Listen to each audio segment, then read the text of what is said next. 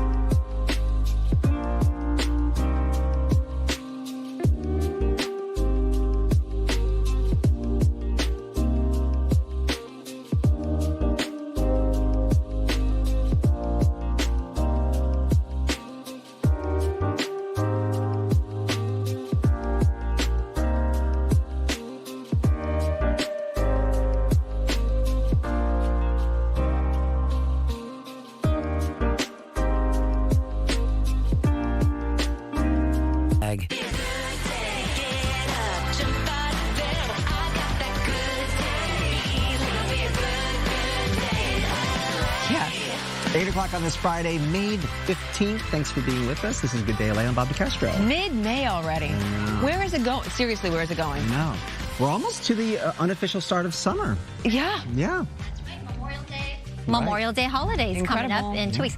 Yes, by the way, Mammoth has extended their season. Oh, yeah? Oh. Yeah, they were supposed to close Memorial Day, but now they've extended it to the end of the month. Oh, nice. Yeah. That's great. So that is so awesome for those of you maybe want to get another run in up into the mountains in the Sierra Nevada. For us, we're looking at some cloud cover this morning. This is the pattern, the May gray, the low clouds and fog extending all the way into the Inland Empire even. And then it does give way to sunshine later this afternoon. So that's really what we're looking at as we get into the upcoming weekend. Staying dry for the most part, maybe some light sprinkles or a drizzle in the early morning. 56 currently in Woodland Hills, 63 in Santa Ana, 61 in Corona, 75 in Palm Springs right now, 55 in Big Bear. High temperatures this afternoon ranging from 72 in the mountains, 85 for the high desert areas, 99 in the Coachella Valley in the low desert. The winds will be quite strong and gusty, so please be extra careful if you are driving in those areas with your high-sided vehicles. We have those wind advisories in effect. 74 for downtown LA today. That is the average.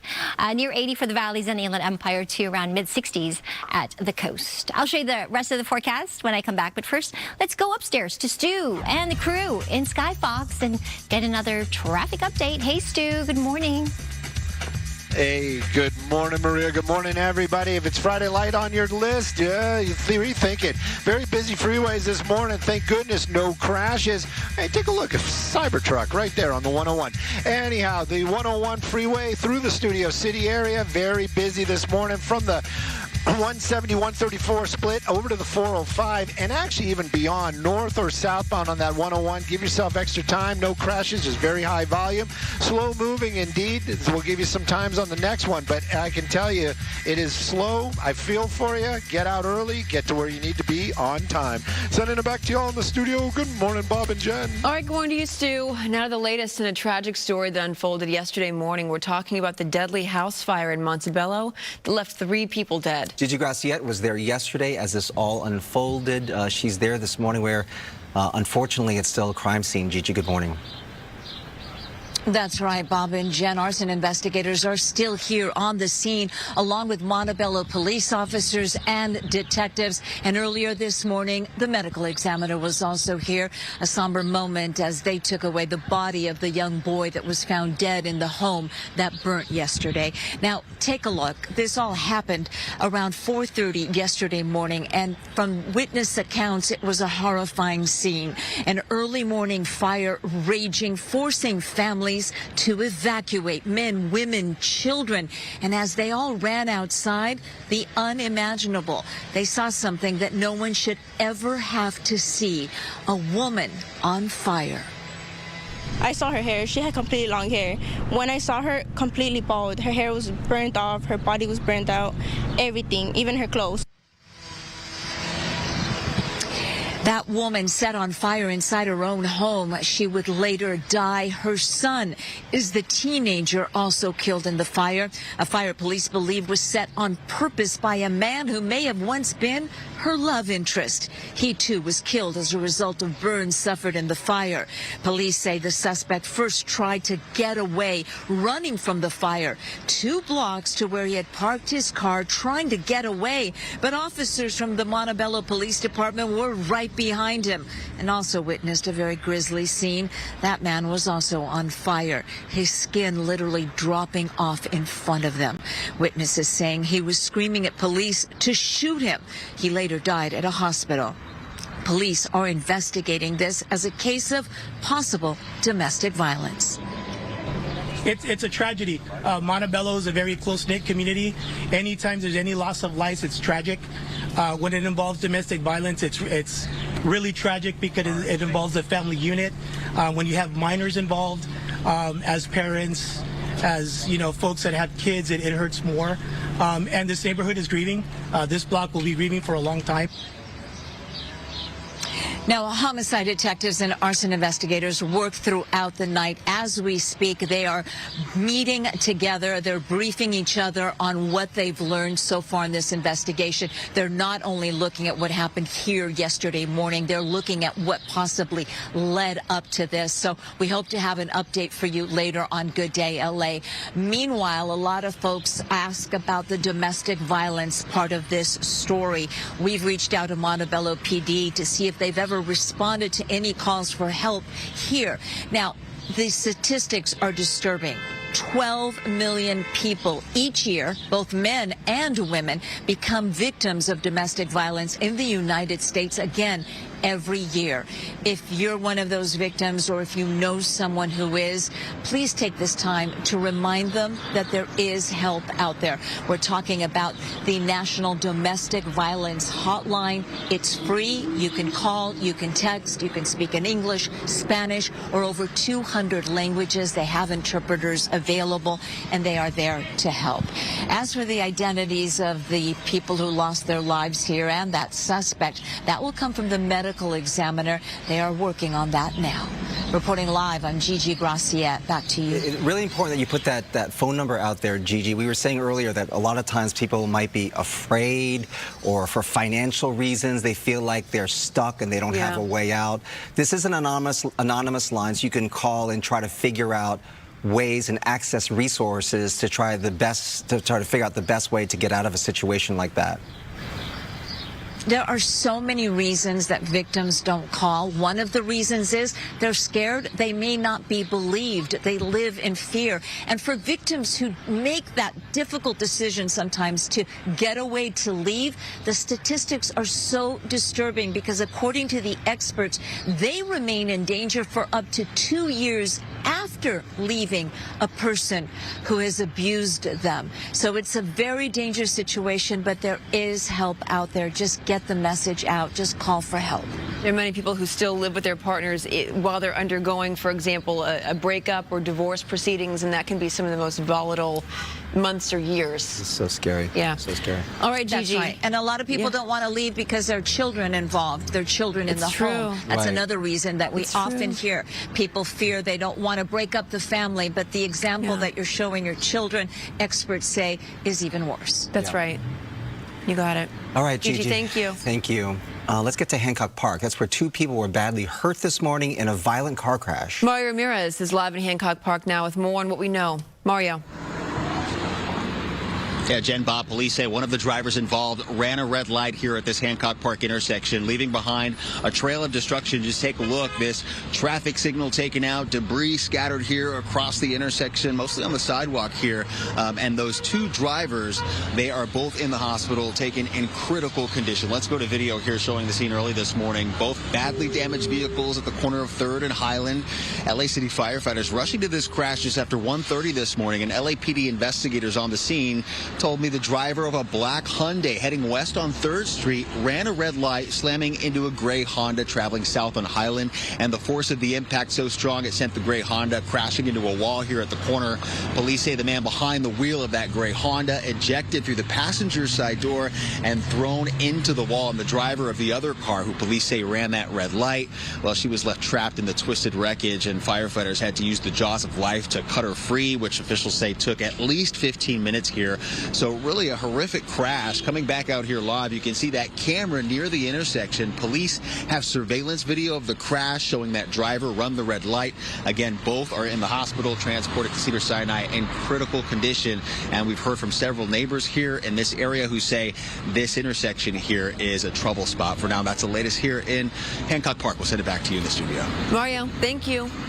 So a major bust in Arcadia leads to the arrest of a suspected fentanyl trafficker. California Attorney General Rob Bonta says it has a street value of at least $1.3 million. The California Department of Justice conducted a long-term investigation that ultimately led to the arrest of the trafficker, along with the seizure of 17 kilograms of powder fentanyl, 1 kilogram of cocaine, and a handgun. He was arrested while transporting fentanyl and cocaine, which are suspected to have originated in Mexico. The charges include possession and transportation of a controlled substance and possession of a controlled substance while armed. California Attorney General Rob Bonta will be joining us live in studio a little bit later on this morning on Good Day LA. He'll be answering questions about the fentanyl bust. Also, some other top issues facing Californians, like how the state plans to fight back against fraud made by the Trump administration, claims made by the Trump administration.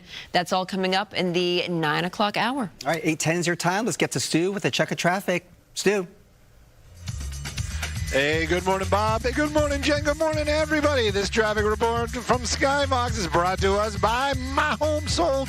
The job was to find Friday Light, and I found it in the most unlikely spot. Yes, this is the 405 freeway. Yeah, Van Nuys, it's usually moving well, but this morning it is definitely moving well. You're not hitting those brakes hard until Burbank. If you know this drive, you know that is definitely going to fall under Friday Light. Then, of course, it's a little slow and go over the Sepulveda Pass, but for the most part, that southbound 405, definitely going to fall under Friday Light. Northbound, it's always Friday Light every day of the week. This week will not let you down. This day will not let you down. Anyhow, let's take a look at some traffic hotspots. Hello, I'm Adrian Hernandez with MyHomeSold.com, and we want to buy your house cash. We save you money with no commissions, no fees, no repairs, for free, no obligation, as is cash offer. Go to MyHomeSold.com.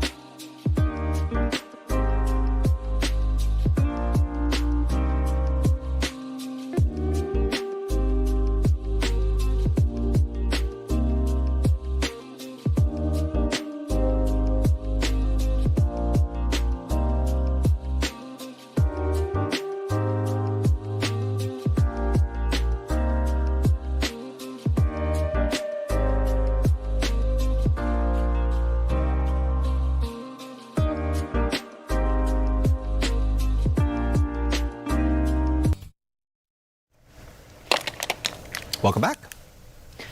All right, so a military jet received a police escort through the streets of Torrance last night. Skyfox was overhead as the aircraft was towed from Torrance Airport to City Yard. This is ahead of Armed Forces festivities. The jet will go on display at 10 o'clock this morning. The city's annual parade will take place along Torrance Boulevard tomorrow afternoon at 1:30. Long Beach is gearing up for a colorful weekend of Pride celebrations with events officially kicking off today. Yes, Friday. Organizers say the three-day celebration highlights Long Beach's longtime reputation as one of California's most diverse and inclusive communities. The big event is on Sunday, the city's 43rd annual Long Beach Pride Parade, bringing thousands of spectators and participants together in support of the LGBTQ+ community. This year's theme, Fearless and Free, meant to honor the resilience and serve as a message of unity amid growing concerns over divisive rhetoric. For more information, go to longbeachpride.com. Meantime, WeHo Pride has unveiled the entertainment lineup for its 2026 street fair, bringing 2 days of free live performances to Santa Monica Boulevard June 6th and 7th.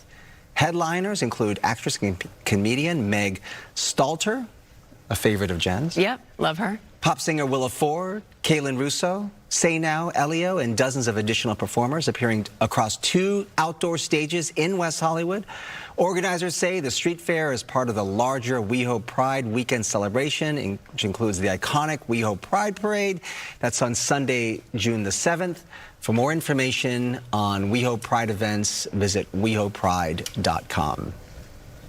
I was wondering, traditionally they have it on Sunday. Yeah. Which it's always tough because you're like, you know, why don't you have it on Saturday? Because people can have another day to recover, is that what you're saying? Right, because it's hard to go to work on Monday. Yeah. A lot of people take the Monday off. Although the parade happens early, like in the morning. Yeah. You know what I mean? So you have the rest of the day, to be fair. Yes, that's true. But they shut down like basically all of West Hollywood. So Yeah, so if you live in and around that area, you're kind of like, you're locked in before you like leave. We had some clouds, if I remember, last year in the morning, and it was a little cool and overcast, and then it was nice for the remainder of the day. So hopefully this year it will be similar, or like this weekend actually for Long Beach, it'll be really nice with some sunshine in the afternoon. By the way, today marks the beginning, May 15th, of the hurricane season for the East Pacific, the Atlantic. It will start June 1st, but I wanted to give you plenty of heads up how the sea surface temperatures are actually warming up, and there's a very good chance, about an 80% chance, that we could be looking at a super El Nino this fall and winter, which will mean an increase in tropical activity for us, and also potentially a very wet fall and winter season. Atlantic, conversely, will be the opposite, with slightly below average in terms of tropical activity. And last year we did not talk about any landfalling hurricanes, so it was a fairly quiet year last year, and hopefully this year will be the same. Current visibility here at home, looking at the cloud cover, this is that stratus that has extended all the way into the Inland Empire, even producing some light drizzle in some areas, but like yesterday and the day before, it should clear into mostly sunny skies inland. If you're at the coast, it'll be a little tough to clear out until later in the afternoon. May-gray pattern will stay with us through the weekend. The winds will be quite strong and gusty, especially over the mountains and the deserts and the coast, so please keep that in mind. Those wind advisories are in effect, meaning hazardous driving conditions for you, especially if you got those high-profile vehicles. The surf is also increasing. By tomorrow, it'll be 5 to 8 feet, so just be extra careful. Very strong rip currents in the water. In the meantime, next week, that high pressure will strengthen, and we will get back to above average. This weekend, though, will be close to average. Around 69, 70 degrees in Inglewood this afternoon, 101 in Indio, 92 in Bakersfield if you're headed north. Cloudy conditions right now in Thousand Oaks. It'll be more like partly cloudy skies leading up to the lunch hour, and then perhaps a little more sunshine this afternoon, getting to 71 at 2 p.m. Anaheim, similar start with the clouds, and then getting to 72 at around 3 p.m. with mostly sunny skies. All right, let's get another traffic update before you walk out that door. Samantha's back. with a look at our freeways. Hey, Samara. Good morning, Maria. Good morning, everyone. We do, unfortunately, have a big problem spot. We're taking over to the Riverside area where a fatality-involved collision occurred earlier this morning. Southbound side of the 215, right there at the 91. And look at the delays. Also being impacted is going to be the West 60 at Main Street. The coroner is en route, and the backup does continue. If this is part of your transportation or this is part of your commute, you want to make sure you give yourself extra time. Mostly Friday light in and out of the downtown LA area. Looking good. Just a little over half an hour from downtown to get to Santa Monica. 24 minutes northbound 110 from the 405. And just be mindful out there. Maria and I have been talking about the fog and patchy drizzle. Slow it down if you encounter some of that activity. And we have a high volume in both directions, the 5 at Newport through the Tustin area. Stay with us. We'll be right back.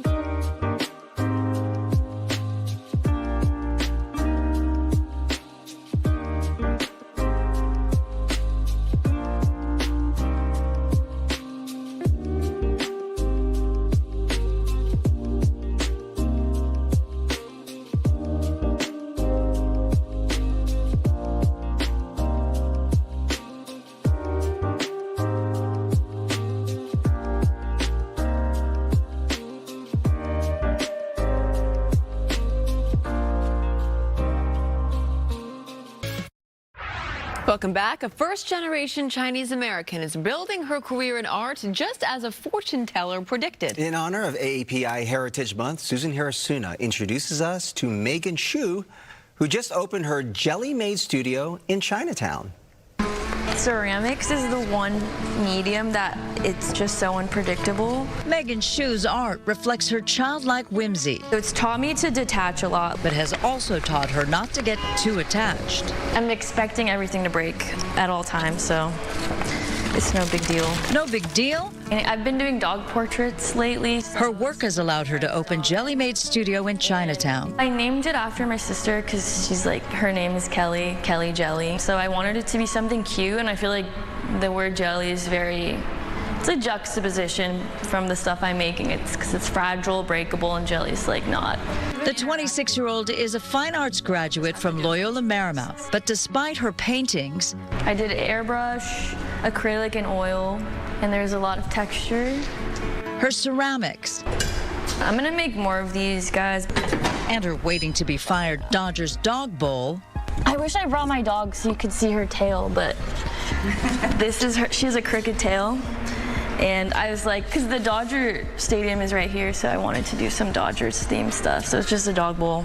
It's pretty big, but it's gonna shrink. Megan still hedges her bet. I've always done art since I was little. I never thought it would be a career. Still, it's debatable. They're pretty whimsical. And so she mixes her art with a possibly more profitable career in interior design. I don't think it's necessarily me not declaring an artist, but I'm just incorporating my skills into something that could also make money. She credits her grandmother for her entrepreneurial spirit. Rong Ko brought her 6 children from Taiwan and instilled in Megan the value of making money. And her parents? My mom is like, yes, you can totally be an artist, but you need something else. So that's the compromise. Megan's mom apparently knew not to discourage her artistic tendencies. My mom went to a psychic when I was maybe 6 or 7, and she mentioned that my older sister she liked to read a lot, so she was going to be something related to a lawyer, and then I like to draw a lot and I was going to be an artist. Both predictions came true. But did the psychic foresee all Megan's done so far and where her art might take her in the future? So where are we here? This is my new studio. I just moved. It's in Chinatown on College and Broadway. Yeah, it's gonna be a ceramic retail store and my personal art studio. In Chinatown, Susan Hirasuna, Fox 11 News. I love that. So creative. So the Angels and the Dodgers kick off their crosstown showdown tonight at Angels Stadium. Yeah, it's the first of 6 Freeway Series matchups this season. So whether you bleed blue or root for the Halo, bragging rights are on the line starting tonight at 6:30, and it's going to be right here on Fox 11.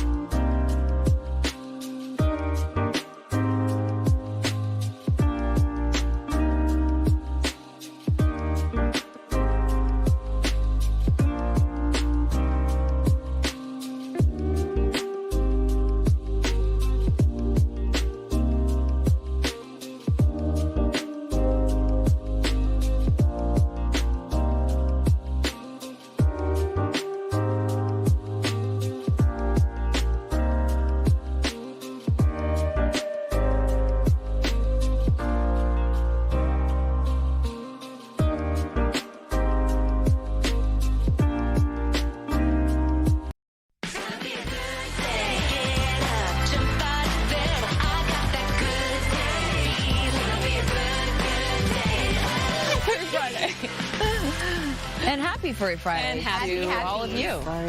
Furry Friday. We're very extra today. All of us. Is it a Friday That's one feeling? word for it. Yeah. It's the Friday feeling. It's the Friday vibes, definitely. Oh, well, we used to say the Friday coefficient.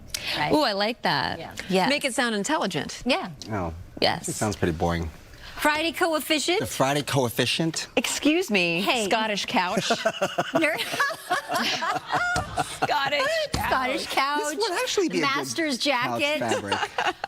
Can I Or a ask? chair. It would be very well. I think Or you a have a chair. pillow like that at your house. Probably. Can I ask a do have question lot to of plaid. the parent, the moms here? please. I'm going to a 1-year-old birthday party this weekend, and it's outside at a park. The weather's going to be good. Should be good. Should be Yeah. good. Should be good. I obviously got a gift for the baby. It's outside at a park. Can I bring alcohol, like a rosé or a champagne? I would not. say, You mean like well, as a well, gift? Yes, you as a can. gift for the parents? Yeah. Well, it's their 1 year. Like, can I bring them something? Sure, but also like I'm assuming it's outside. It might be like potluck like type. Oh. Potentially. So a you- lot of these so you- birthdays that I've been to don't have alcohol. They don't. They don't. For But if you- 1-year-olds, Listen, okay. if you want to bring Really? a little flask, no one's going to stop you. Jen, at It's not our- like I've Well, I was not done thinking the of same thing. sharing, like at our share. birthday parties, you always have like. That's right. It's just crazy. It's just the right thing to do. So I'm not going to be weird if I show up with a cold bottle of rosé. Not at all. No. Yeah, not at Know all. your audience, I think. Yeah. All right. You know, you Yeah, gotta know say the yes. parents. Yeah, they like to have a cocktail. There you Okay, go. well then there we go. There's your answer. Well, thank you. Very good. We like to help out. I know. Who needs AI? You That's just right. ask us. That's You do right. not need AI. You need- Absolutely. You don't need AI. All you need is AU. AY. What? Ask. Oh, AU. Maybe you do need AI. Bobby started already. What are you doing? He is so funny. Gonna buy a vowel. What's going on? Oh Wheel my of Fortune? God. AY. Okay. Ask us. That would be AU. Okay, morning clouds and fog, then some sunshine, gusty winds, mountains and deserts, and then it will be sunny. It will be warmer as we get to next week. But yesterday was not bad, 75. That's within the range of normal. Normal temperature is 74, so that's what we're shooting for today. As far as rain, guys, we have had a pretty good season so far. Although the last 3 months has been pretty dry, we haven't had any rain so far this month of May. But look at all the rain we did receive earlier in the season, so we actually have a surplus of over 5 inches. So we're good in that department so far. 74 for downtown LA, and as you plan ahead to sunset, it is going to be around 7:48.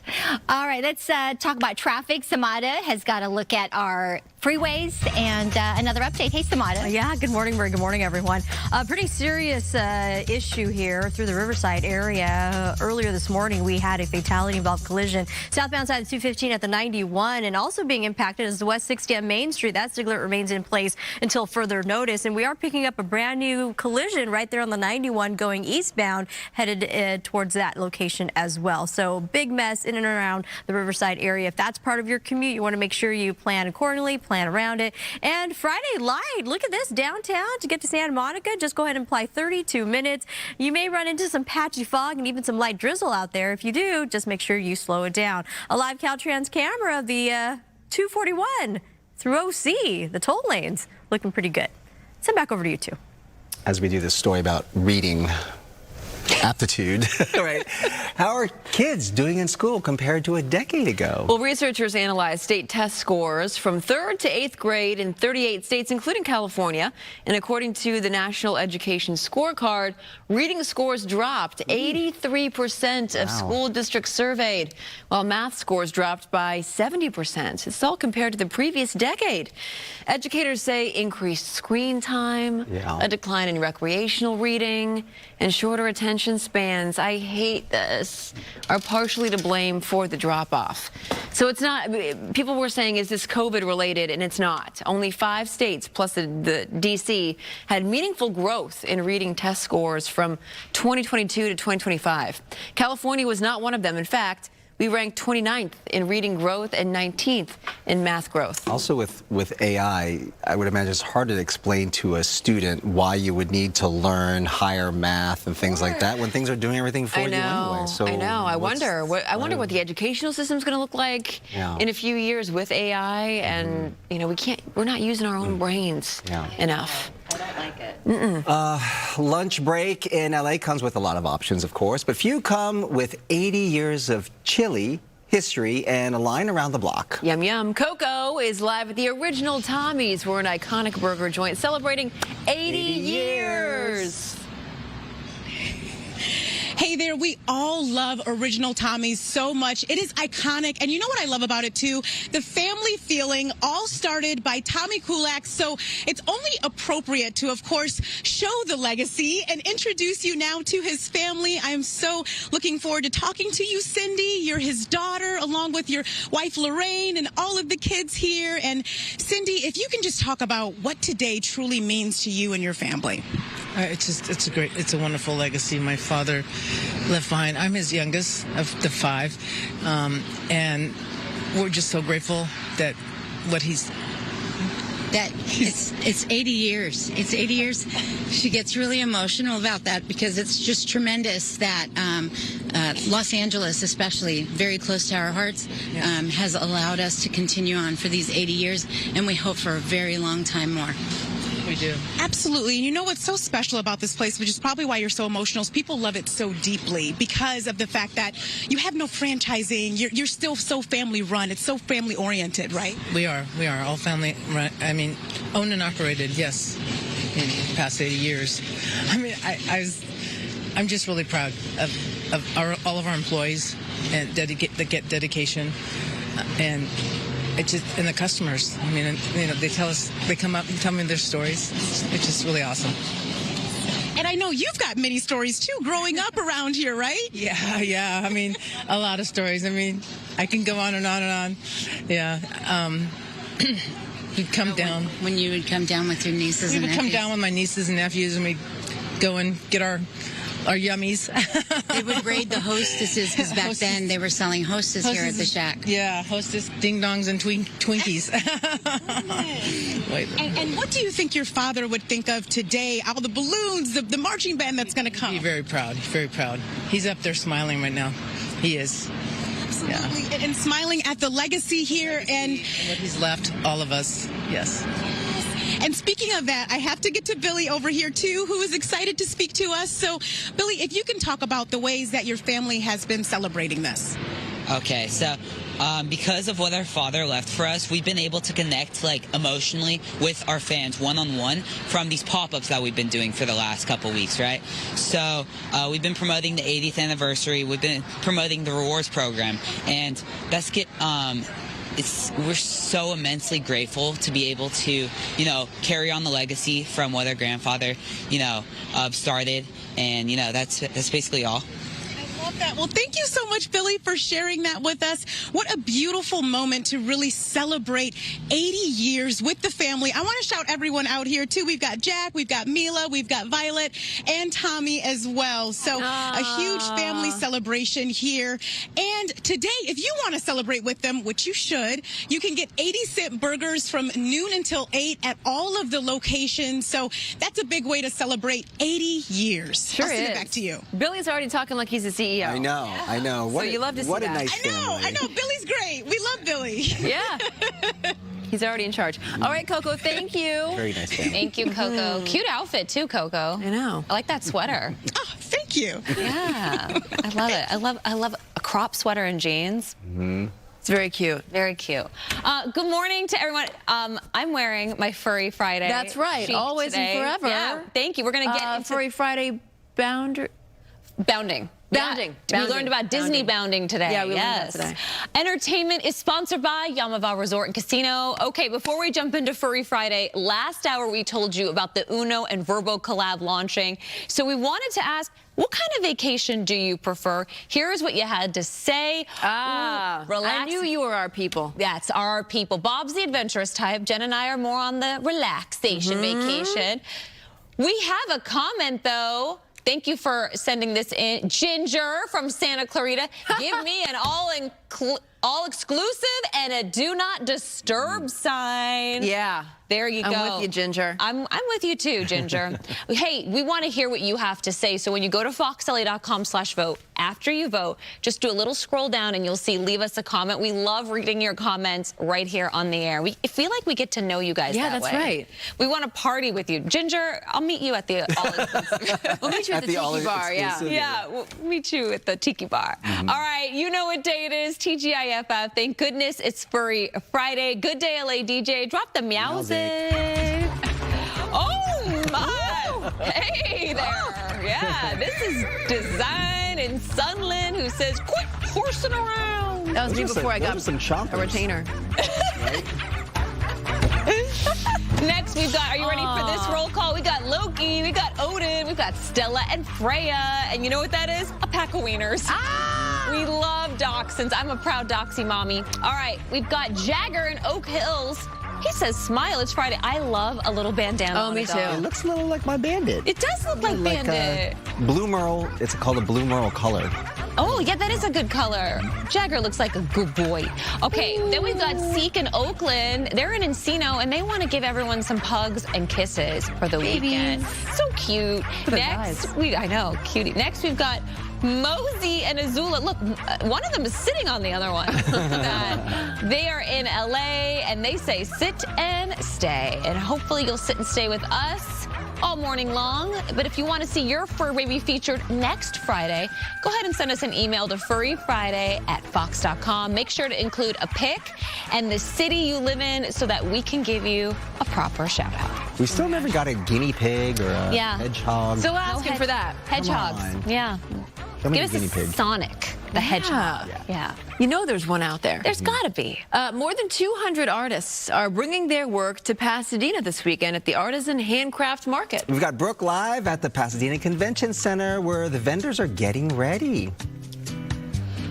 Hey there, yeah, they are getting ready. You know, I love coming out here every time this handcraft market comes to town because they really do show up and show out for us here on Good Day. This is a Good Day preview. So on Saturday and Sunday, they're actually going to be inside the large hall here to my right, and there are going to be hundreds more handcrafters with their booths ready to show you what they can do. And so I want to walk through a couple of them because there are some really cool things. I know we don't have as much time. I could stay here forever and talk to all of you, but I want to show off some of these. How about this? This is made from seaweed. Every piece of jewelry here. Talk to me about this because you don't use any glue, right? Oh, yes. I don't use any glue, any dye, any inks, nothing. That's amazing. How do you get it to hold? It reminds me like slow motion sculptures. It gets dry several days, and I manipulate it over several days. That's amazing. No, this is really, really cool. Obviously, you're going to see lots of pottery. This is cool here. This artwork made from wire, different wire that you found from different objects, right? Give me a sample of some of the objects that you pull from. Oh, it'll be transformers or any kind of motors or any kind of, any kind of electronic device would have wire in it, and they're all... So like a toaster? Toaster oven could have it also, but no, not toaster oven. Usually dishwashers, vacuum cleaners, and transformers, and motors, all kinds of sources. So that's where I get all the different colors from. I'm working on my serve. I don't look quite as good as the sculpture here. Okay, oh, there's just so much. We have a mother-son duo here. Where'd your son go? Oh, there he is. He's behind the camera. I wanted to talk about this because, so what's really cool about this, it's all wood. All one piece. Right, and the biggest thing is that your thing is the imperfections are what makes it perfect, right? Obviously, they make it beautiful. All the imperfections that are left from all the wormholes and so forth. Yeah, this is great. How did you get into this? So it's a family-owned business. I'm a third-generation carpenter. My grandfather, my father, and myself. This is beautiful. It's just so cool. Okay. I'm going to send things back to you all in the studio. If you want to come check this out this weekend, they're here from 10 to 5 on Saturday and Sunday right here in Pasadena at the Convention Center. Tickets to get in are $10 or $8 if you buy them early online. Coming up in the next hour, I'll show you much more. Hey, everybody. Thank you. Yeah, I love that. Everything's handcrafted. Everything's unique. Yeah. If you want to get someone a gift, that's the place to go to. Everything's unique. Right? Yeah, that's what's so cool about this. Yeah, let's look at this. Thank you. Okay, so coming up, if you need some inspiration putting together your next outfit, we have the solution for you. You don't have to be digging endlessly in your closet. I hate that. Our next guest is here to show off an AI-powered fashion app. But first, check on traffic. And a good daily traffic brought to you by Jacob and Ronnie and called Jacob.com. We do have a couple of issues working out there, and they both are in Riverside. Heads up, at this part of your route, you want to make sure you plan all around this mess here. Unfortunately, a fatality-involved collision happened southbound side of 215 at the 91. And look at the delays. It's also impacting, yes, the westbound stretch of the 60 at Main Street, and a brand new crash that we have been keeping tabs on. And unfortunately, this also is impacting your drive. A Sigler in place, the 91 at 14th Street. And here's a live Caltrans camera of all that activity as two vehicles were involved in that collision. We have CHP on the scene as well as plenty of emergency crews. So heads up there. Here's a look at some other traffic hotspots. So I do hot yoga every day. After the accident, my lower back was so stiff I couldn't move, and I called Jacob. They treated me like a king. I did not have to deal with anything. If you're in an accident, call Jacob. Call Jacob.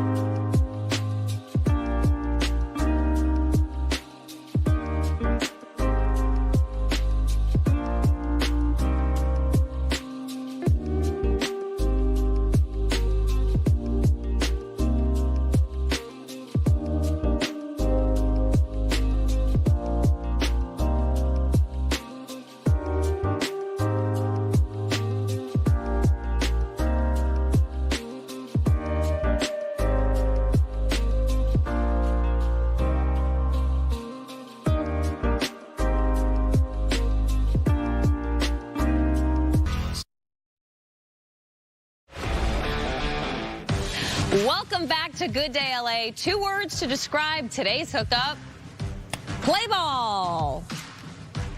Yes, indeed. Today, Good Day LA wants to hook you up with 4 premium Diamond Club seats behind home plate to see the Angels take on the Athletics this Tuesday, May 19th at Angel Stadium. You can enter for a chance to win on our website, foxla.com/contest, or scan that QR code right there on the screen. Batter up! Good luck to our viewers. Now let's send it on over to Maria for a check on your forecast.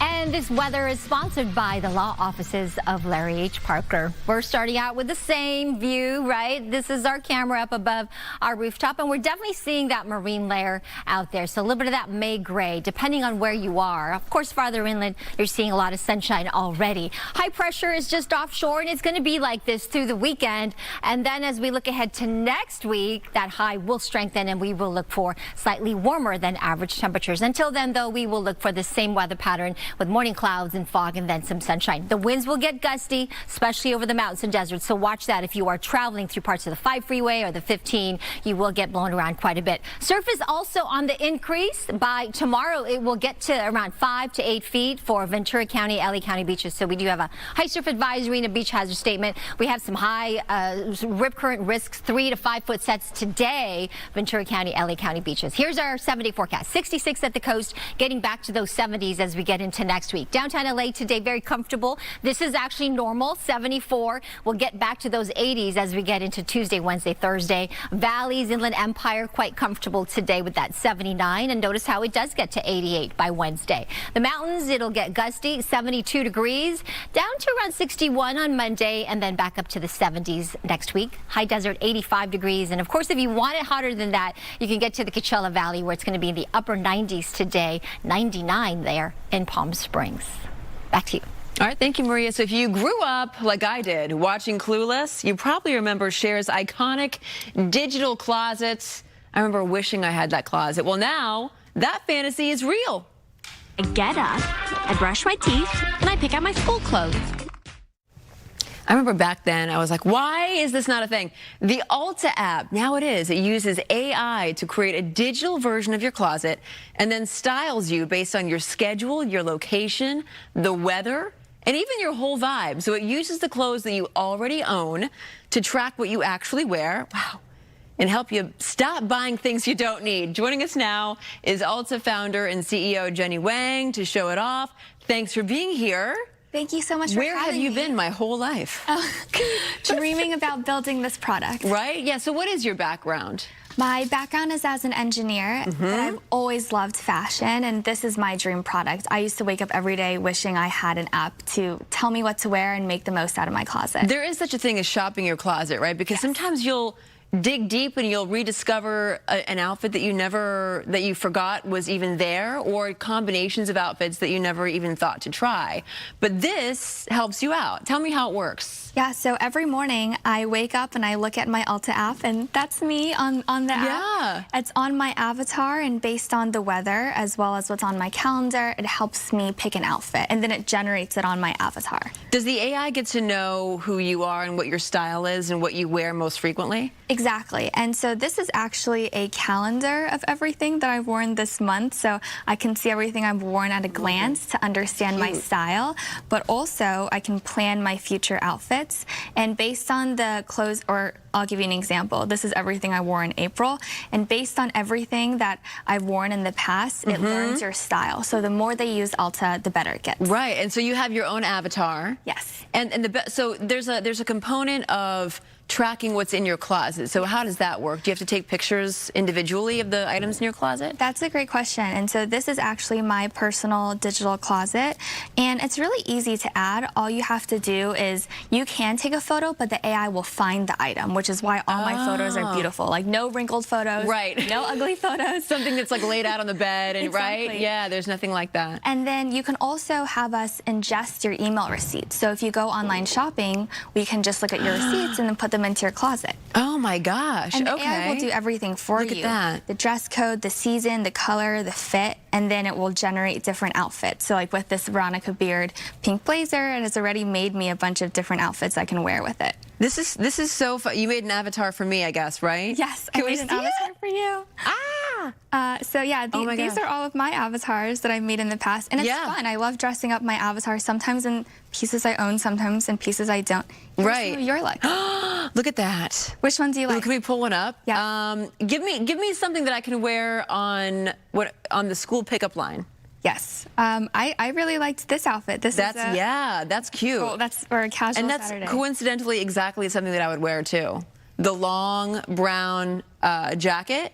I love that. Yeah, it's from Celine. I think it would look great on you. And then we also made one that was really fun. This one was you in Loewe in a Dolce bag. Okay, so it gives you recommendations as well from other products that you might not necessarily have in your closet that would go well with an outfit. Exactly. I think it's really important to shop intentionally. So what Ulta does is we may pull a dress that goes with what you already have, based on what we know about your style, versus buying pieces that you never wear and they just ends up in the back of your closet. That's right, because how many times? So okay, if I were to say I'm going to go to a Dodgers game, or I'm going to go to I don't know, like a American food tavern or something like that, like for brunch. Yes. It can give me recommendations in my closet based off of a place that I might be going to. Exactly, and I'll give you an example. So I flew in here from New York, and so my question to the AI was, can you give me a look for getting on the plane? And so, oh my gosh, here's one of my plane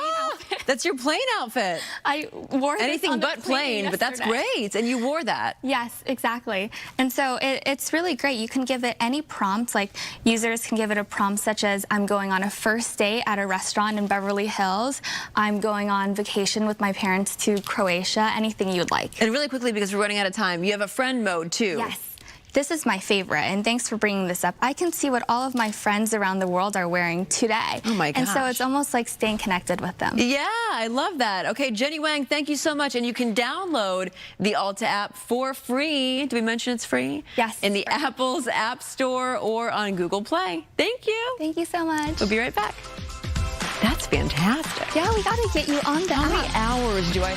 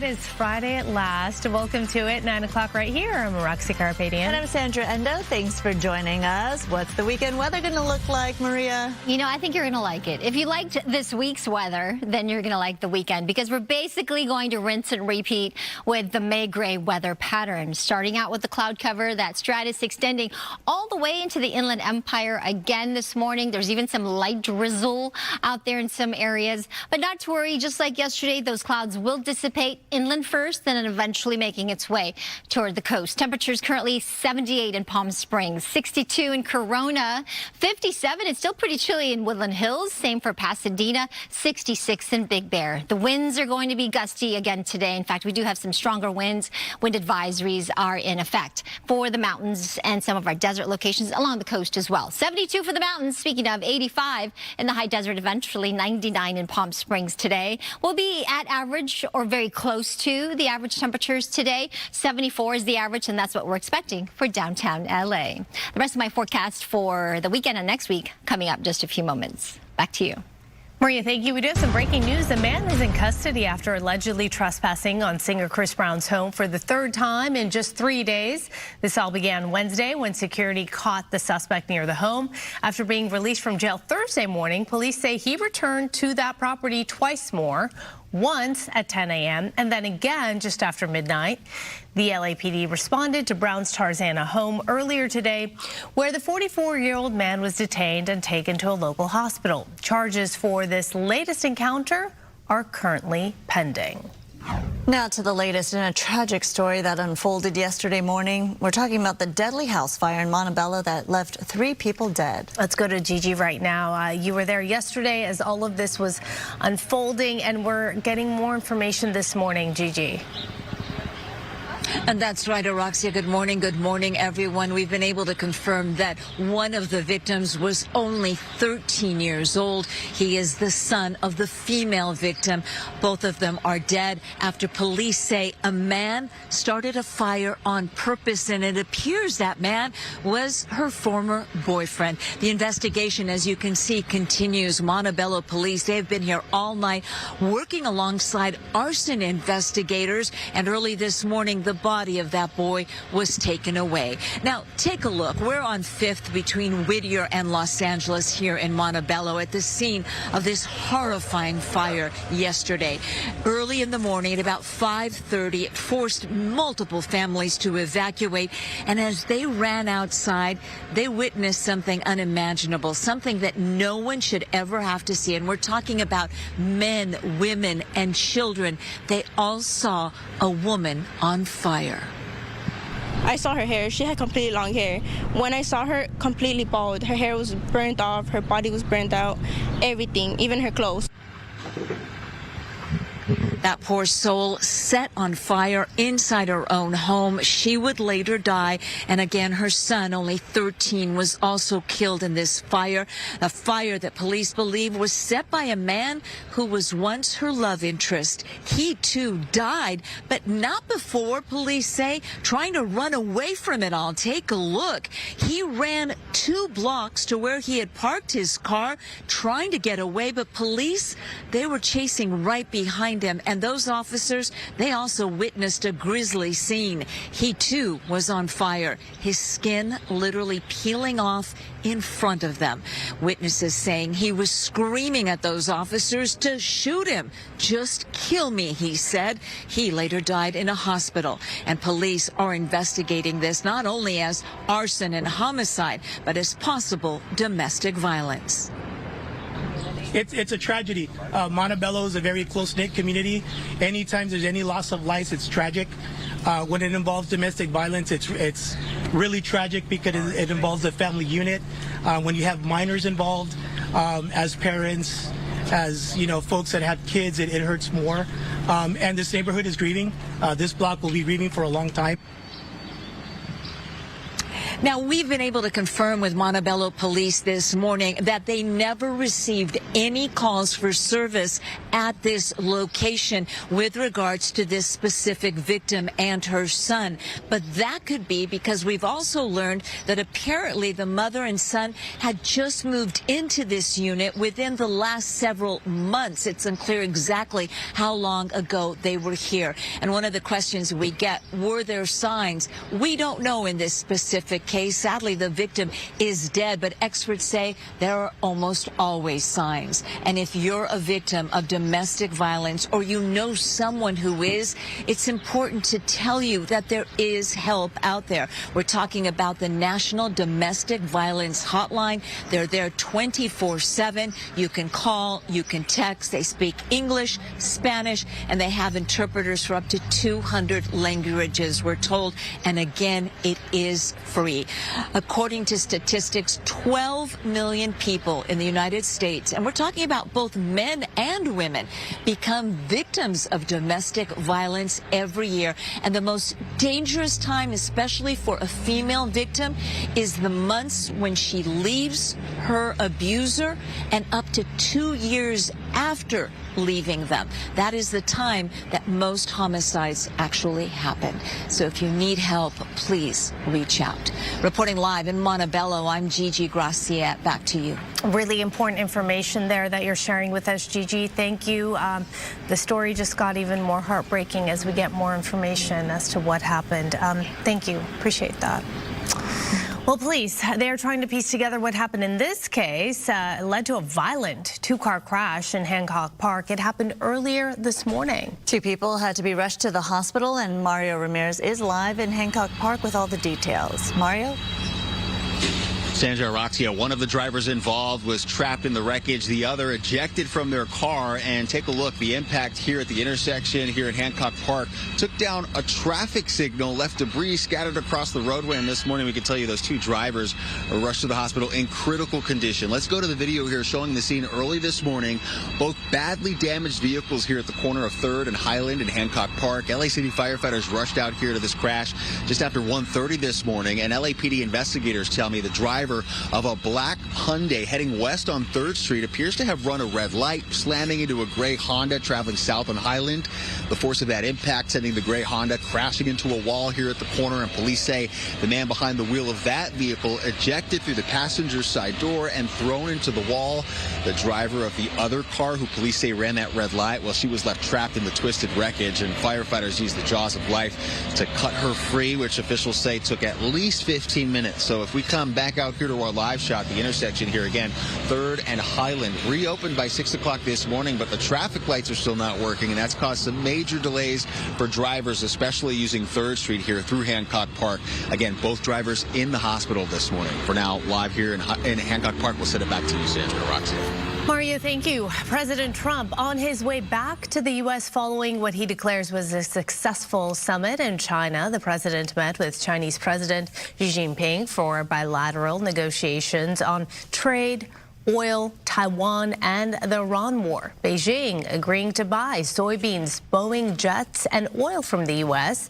China also offering to help end the war in Iran and reopen the Strait of Hormuz. Meanwhile, President Trump says that he has not decided whether the U.S. will move forward on a major $14 billion weapons package for Taiwan, a self-governing island, but China considers Taiwan a part of its territory. Newly obtained emails show FBI Director Kash Patel's Hawaii trip last year included a VIP snorkel at a Pearl Harbor memorial previously undisclosed by the FBI. The Associated Press reporting he took the dive around USS Arizona in an outing coordinated by the military. The sunken battleship entombs more than 900 sailors and Marines. The FBI last summer emphasized that Patel was not on vacation and was only in Hawaii for business, with few exceptions. Snorkeling and diving, as you know, are off limits around that memorial. Governor Gavin Newsom released his final budget proposal, saying that it eliminates California's deficit, maintaining investments for working families, healthcare, education, and businesses. Structural deficit on the basis of the proposal we're making to the legislature through July of 2028. It is currently May of 2026. is zero. They want Newsom says that his $350 billion spending plan includes little new spending, but also avoids major cuts. One highlight, a significant investment in special needs education. It's the largest investment in special education in California's history. I don't know that many other states can lay claim to this kind of investment, maybe in American history at a subnational level. $2.4 billion more we're going to invest in special education, 43% increase. Just over one calendar year period. Newsom says that with this proposed budget, he's leaving his successor in good shape. He cannot seek a third term and is leaving office, as you may know, in January. Ahead of opening day, the Orange County Fair is looking for hundreds of workers before the summer crowds arrive in Costa Mesa. A hiring event is set for May 30th. The OC Fair and Event Center says it needs more than 400 seasonal workers. Applicants must be at least 16 years old and walk-up interviews are planned.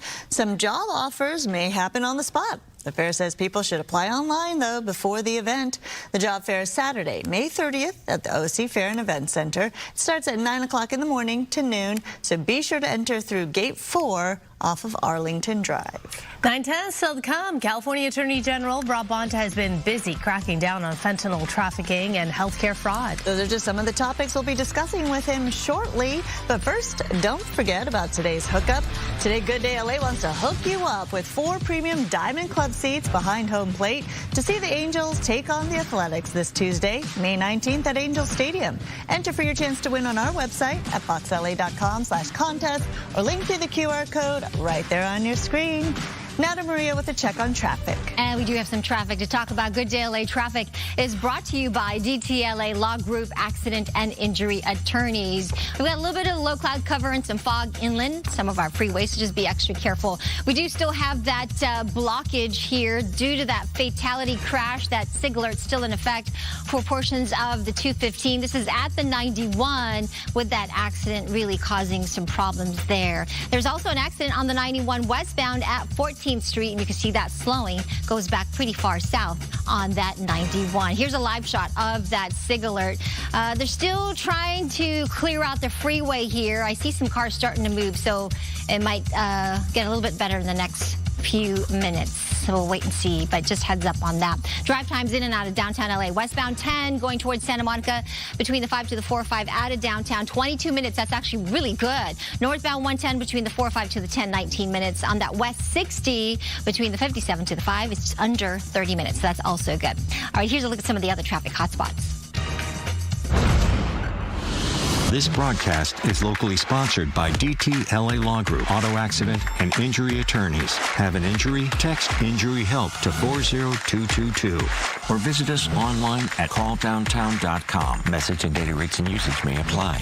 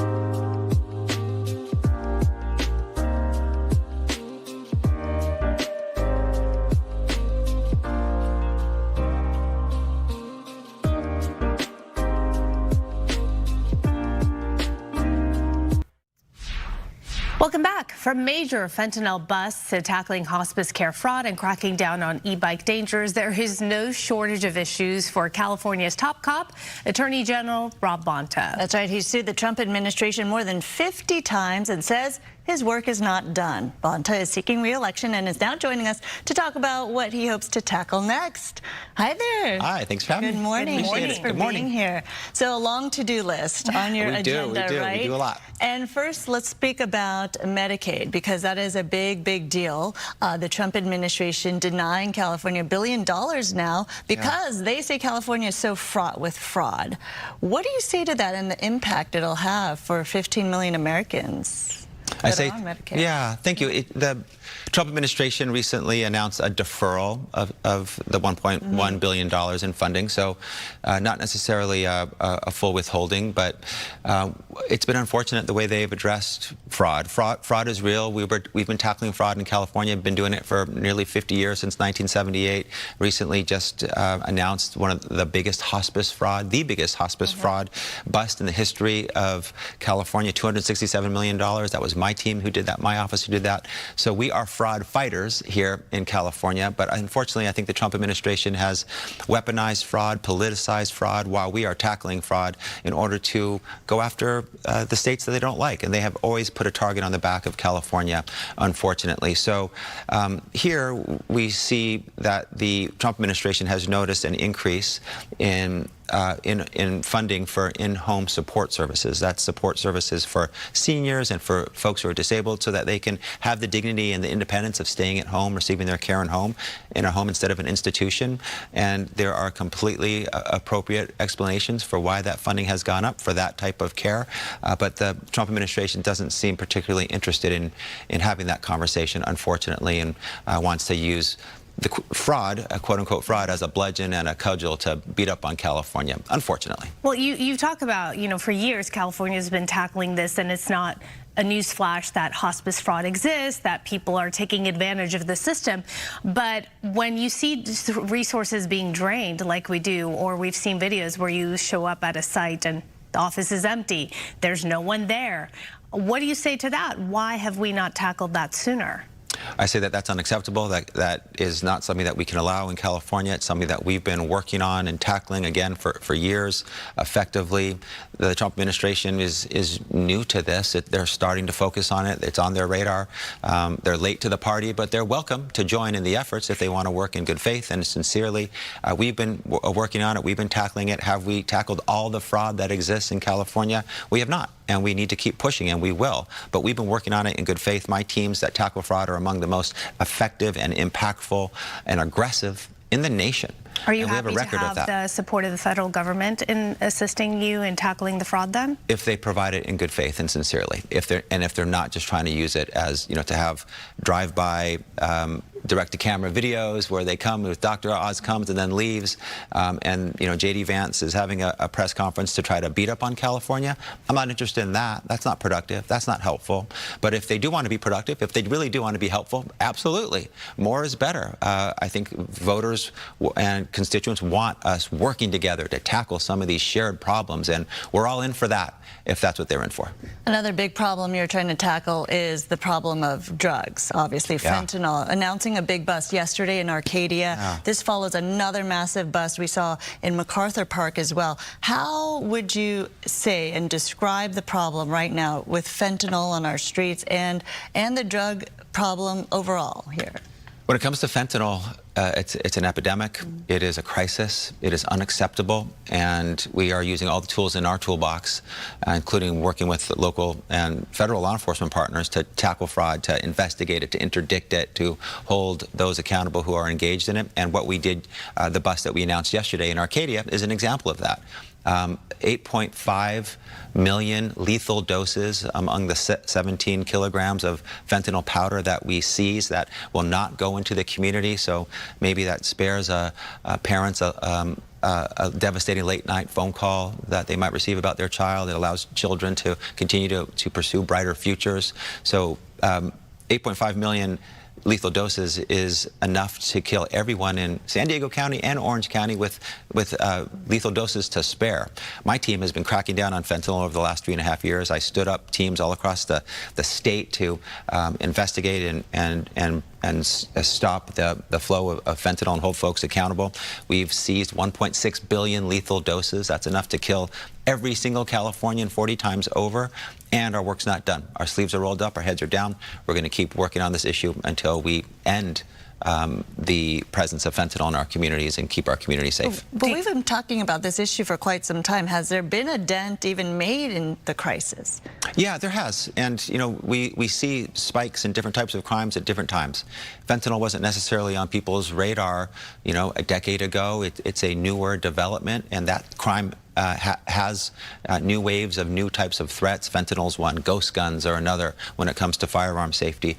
And we need to be up to the task, meet the moment, rise to the occasion, team up, work together, do what works, good old-fashioned investigative work, making sure that we are holding folks accountable and we're sending them to jail and prison proportionately and appropriately. The individual that we arrested in Arcadia faces 31 years in state prison. Fentanyl has just become such a growing issue. It's not the days of where people were young and they would experiment with things. Now we say one pill can kill. That's because right. Truly one pill can kill. It's not a Awfully joking terrible. matter. What do you think is the biggest misconception people may have about fentanyl, and they don't understand the seriousness of it? I think that's the one. It's potency. It's lethality. It's cheap, potent, and lethal. And one pill can kill is a public service announcement approach to make sure people know in a very understandable, brief way what's at stake.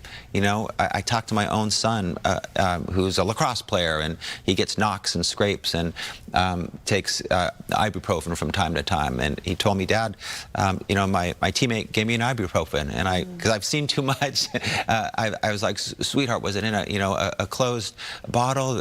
You shouldn't do that. It's not safe. And I tell him, I'm telling you this because I love you and I want you to be safe. And you know, that fear I think is shared by a lot of parents, that, you know, a Percocet, a pill that was laced unknowingly with fentanyl could really harm someone and maybe kill them. So knowing, being informed, knowing what's at stake, knowing where fentanyl can be, being educated is a layer of defense to help us be safer. But also, my team will continue to hold the traffickers accountable. And because it's such a big problem, the importance of the federal government and the local government working together in order to tackle that problem. Yes, and we're on joint task forces, including the one that led to this Arcadia bust, where we work with local law enforcement. Our Arcadia Police Department was involved in this bust. We also work with federal partners.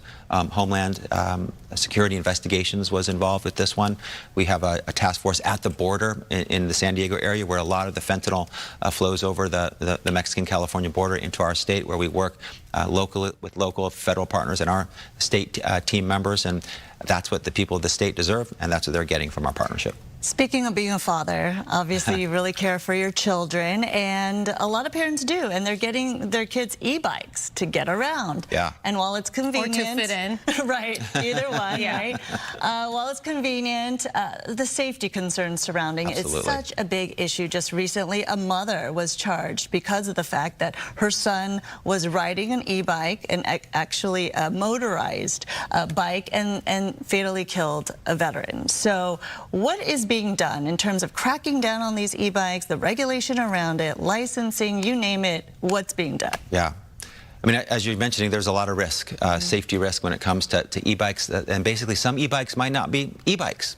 They might be mopeds. Like they might be motorcycles. Yeah. And it depends on the speed. And, you know, basically, if it's over 20 miles per hour, when it's just a motor, or over 28 miles per hour with pedal assist, then they get into another category where they're no longer e-bikes and they're mopeds and they're motorcycles, and you need to have a driver's license, and sometimes you need to be a certain age to use certain types of mopeds or motorcycles, over 16 years old, for example. So those safety protocols need to be followed, and you can't just throw all of these e-bikes, mopeds, and motorcycles into a broad category called e-bikes and let anyone ride them without, any licensing or regulation. So we put out an alert to let people know what is an e-bike and what is not an e-bike, and what the rules are when you get into the area of moped and motorcycle. And recently, in one response, Amazon changed their selling practices, and that was good. And we appreciate Amazon doing that. That's responsible. That's the right thing to do. That makes our communities safer. So sort of like fentanyl, with one pill can kill, awareness is important. Not everyone knows that these aren't all e-bikes and that there are different rules for different types. And so we've shared that with our community, and we believe that will enhance safety. Well, in the case that Sandra was just mentioning, with that mother now being charged with involuntary manslaughter, the felony, do you think that is the appropriate step, that ultimately the parents are the ones buying these expensive bicycles, e-bikes, motorcycles, what have you? They're expensive. A kid can't afford this. So at the end of the day, should that mother be held liable? I haven't seen the details of that case, but everyone needs to be accountable for their own actions. And if she, under the law, took actions that violated our criminal penal code, then I think it's appropriate for a district attorney to prosecute. But I think education can save more lives. I think Amazon's steps can save more lives.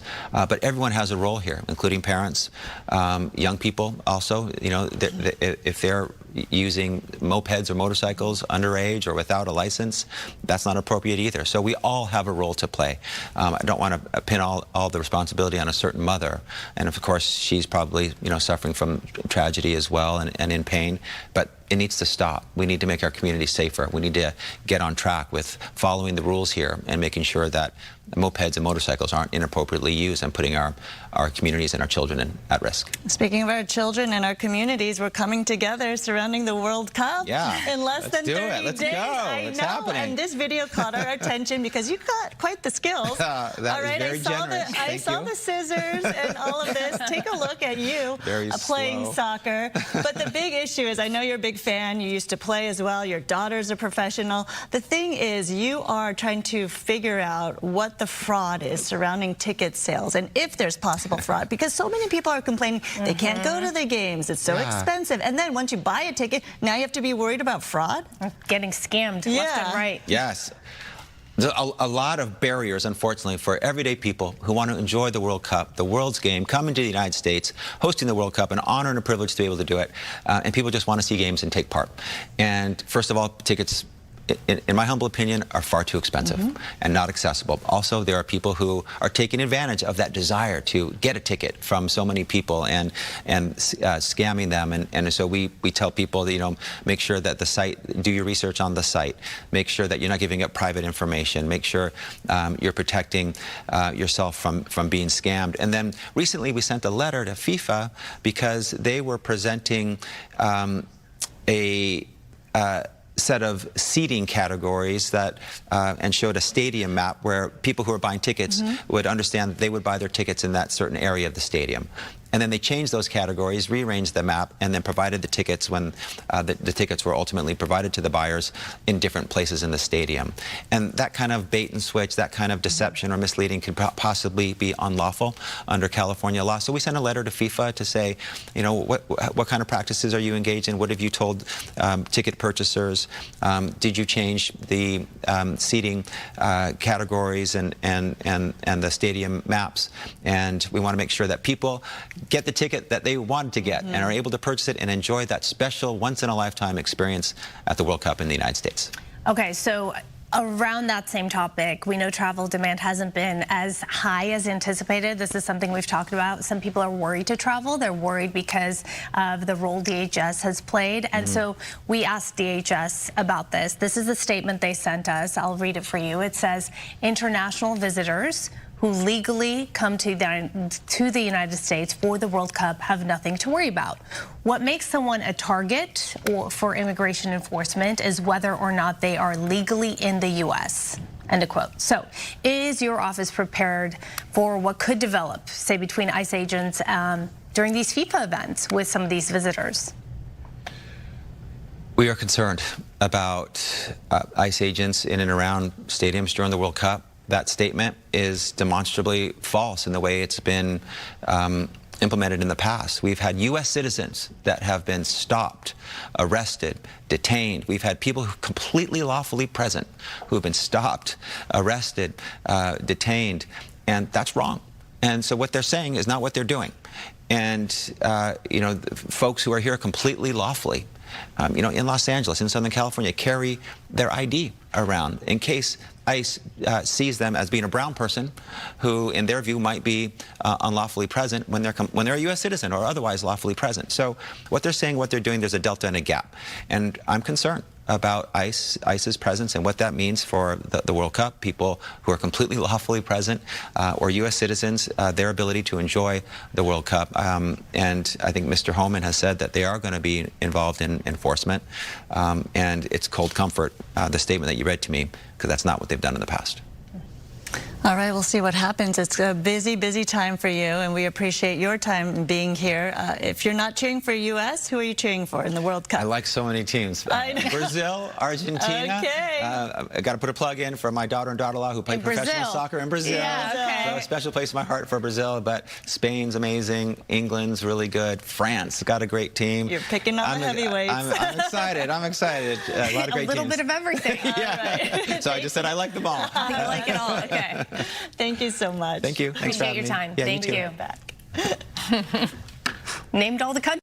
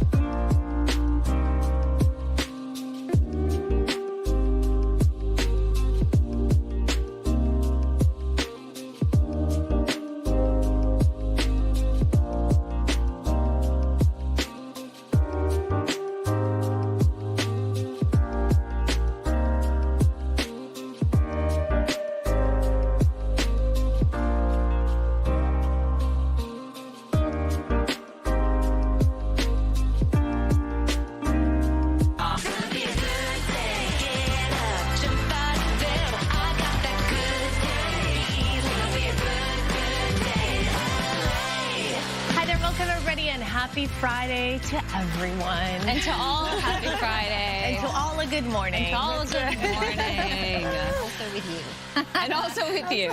Yes. How's it going? Yes, that's right. Bless you, my child. We have a really nice forecast, actually, for you. Good Day LA weather is sponsored by Pechanga Resort Casino, and we're taking a live look outside right now. This is Manhattan Beach. Doesn't it look good?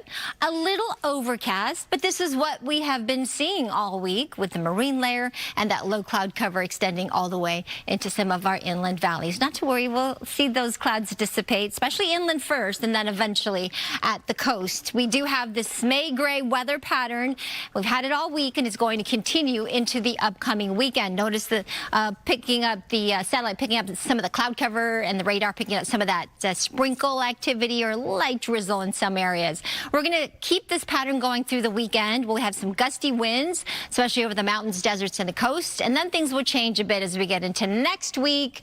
Tuesday, Wednesday, high pressure will strengthen, and that will give us above average high temperatures once again. But today into the weekend will be right at average or close to average highs with some afternoon sunshine. The winds will be strong, gusty here through parts of Ventura County, LA County, out towards the Inland Empire. All the areas shaded in that tan color. We could be feeling those gusts up to 50, 65 miles an hour. We also have a high surf advisory for building surf tomorrow, 5 to 8 feet for LA and Ventura counties. 71 in Inglewood today for that high temperature. If you're headed to Bakersfield, 92, 91 in Fresno to 99 in Las Vegas.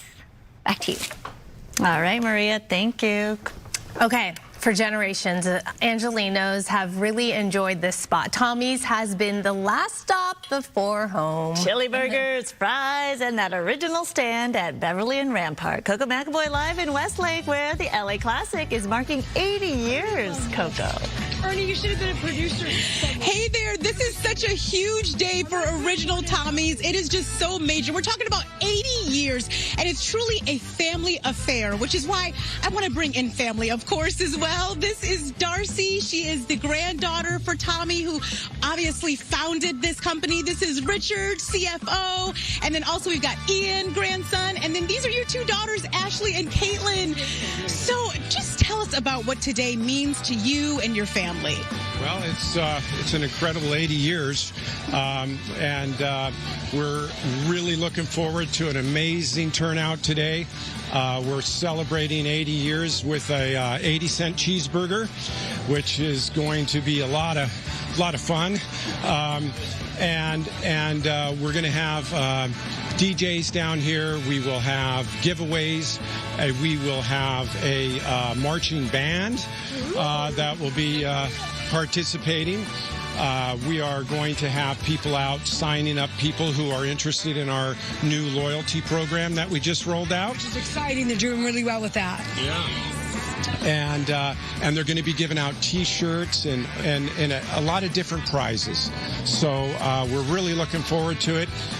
We thank Tom for this day for sure. And please come down and celebrate the day with us. We're doing it at all 32 locations today. So we're planning on a lot of cheeseburgers today. That's for sure. Yes. Yeah. Yeah.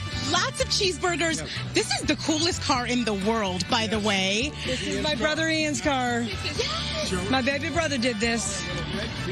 Tell us about this great car. It's just a tribute to my grandfather. It's a 46 Ford. Had the chop topped and the mural put on the back. I just wanted to build something for his legacy, to keep it going, and just to keep his memory alive. So that's what I came up with. Oh, I love it. It's such a beautiful tribute. And he has a tribute to him inside the car. Oh my gosh, what does it say inside the car? It just says, in memory of Papu. Oh. In loving memory of Papu. So, yeah. So outside and inside is a tribute to Tommy, who of course founded this. And Darcy, what it means to you and your family. It's obviously a huge day. This is a huge day. This is a huge milestone, 88 years. the biggest celebration we've had yet. We always enjoy them. We always enjoy meeting fans, kind of getting to know people that love Tommy's. Their stories are so exciting to hear. It's so fun when you come out and you hear the stories, too, behind, like, why people come here and why they keep coming back and love the messy chili cheeseburger. Because I know my grandpa and I used to sit down together, and that's the one time we had our heart-to-heart and just having our chili boat together, and it was exciting. We miss him so much, and we're just excited to celebrate with the fans and loyal customers that keep coming back to Tommy's and enjoy their experience here, because we sure do. We sure enjoy celebrating with everybody today. And I'm so pleased that Good Day LA, you guys are my favorite channel. And I only tape you guys on my tapes. I don't tape many shows, but I watch you every day, and I love the girls. Someone love tell the girls back at the studio, please. I will. Thank you so much, Darcy. What a pleasure to meet you as well. Like a dream for me, too, because I get to be here with Good Day LA. What better time to celebrate? Darcy, you little darling. Oh, Darcy. And Darcy. Bless Papu. Wish he could be here. He really loved life and loved his people and loved this was his favorite house. This was his house. And you're his legacy, and you're keeping this alive, and I can tell that you have so much love for your grandfather, and I know that he's smiling down and loving you as well. Thank you, and bless you for being here today. Of course. My favorite show. You wouldn't miss it for the world. She loves you guys. She's saying thank you. I mean, you guys. You. She loves you, Coco. And thank you, Darcy, for the chili fries, thank you, Darcy. chili burgers. So good. Oh, I told you guys earlier, like, I eat Tommy's almost too much. Like, I love it so much. So I would not have missed this. Can I just say, it like extra hits the spot, chili on a gray day. Oh, doesn't it? It's just so right. Perfect weather. Just call this my feelings, because I'm eating it. Okay? Eating my feelings. I started eating before we even started. I know, you were digging in. This is so chili good. Cheese fries are amazing. The chili is so good. It has a little Cheers. kick. To 80 more. Yes. And thank you. You ate with those 80 years. Okay. All right. Our palate. Yes, let's talk about this. In a world full of mass-produced things, there are handmade things, handmade works that still feel personal, and you can see the time, you can see the skill put in all of it. Yeah, there's something special about that. Brooke is live in Pasadena, where more than 200 artists are bringing their work to the Artisan Handcraft Market. This is great. It's unique, right, Brooke? It really is, and I was just thinking about what you're saying. There really is something to that. You know, everybody has something that they love, and it may not be even the nicest thing in their closet or in their jewelry box, but there's a story, and that's what makes it your favorite. And I think what's cool about all of these different pieces of art here, whether it's pottery, actual paintings, jewelry, purses, it's that there are stories that come from these artists, and I think it's great. I do want to show you this. Okay, so we're here. This is pottery. And you were saying this cookie jar, you can't find something like this anywhere else, like even if you tried, right? It's one of a kind because I made her into a Frida cookie jar. Yeah. That's awesome. And I caught up with you earlier, sir, and we were talking about your jewelry, and you said, correct me if I'm wrong, you said you think of something in ethical, tell me, what did you say? I have a background in philosophy, okay. and what I do is I start with an ethical or spiritual message I want to convey and share with the hopes that it could help people along the way, and then I make a design that represents that message. Okay, and you guys, you know me, so you know I was like, huh? Give me an example. For example, these pieces here, or this. Here it goes. It promotes going with the flow and staying grounded. It's inspired by Chinese philosopher Lao Tzu, and as a reminder to go with the flow, this has a lot of movement. And then there's a little arrow pointing down as a reminder to stay grounded. So going with the flow and staying grounded keeps you balanced and in harmony. And that's the you see, first I didn't know where he was going with that, and then as soon as he gave me the example, I'm all in. I'm all in. I love it. I think this is really, really cool. And I've been saying and you know, it's so funny, these other artists in the room, as soon as he's telling his story, I heard a bunch of like oohs and ahs, like, wow, it's powerful, right? There is something about that, and I just have to show you, this is like the thinnest pottery I have ever seen. I love a fragile piece of art that I have to move anytime my nephew comes over. Right? No, everybody. It's intentional. It is very fragile. Yeah, it takes a minute. Thank you so much. I appreciate it. Yeah, it's all inspired by nature and leaves and the movement of you know, things that you would see in nature, ocean waves and such. So that's what I like to do with my pieces, to really like work with that. And that's where my name comes from, papillon. It's like the French word for butterfly. I love that. And listen, there's so much more to show you here. I can show you hats and handbags made of vintage ties, much more jewelry. There's even art over there made from wires that could come from, give me a refrigerator, maybe? Any kind of motor, yes. Okay, so I'm going to send things back to you in the studio, give you a couple details. I'm here in Pasadena at the Convention Center.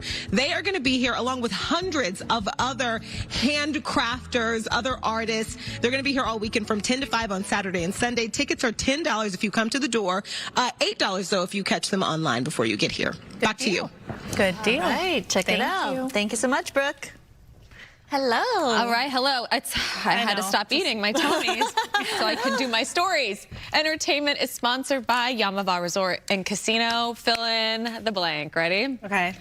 Papa, Papa. Thank you. Oh. It's in the delivery. Yes. Well, he got it. It's in the tone. I'm like biggest fan.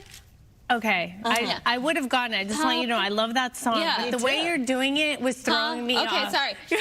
I thought it was like Papa Smurf.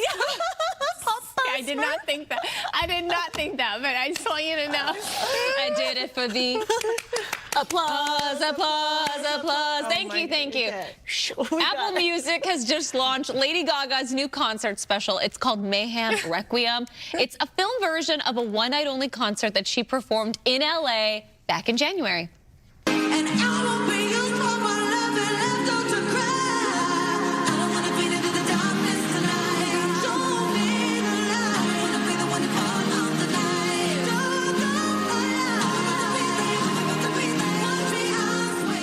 Now, if you remember, this was the surprise Lady Gaga concert at the Wiltern in Koreatown, where local fans got access to tickets through a lottery system.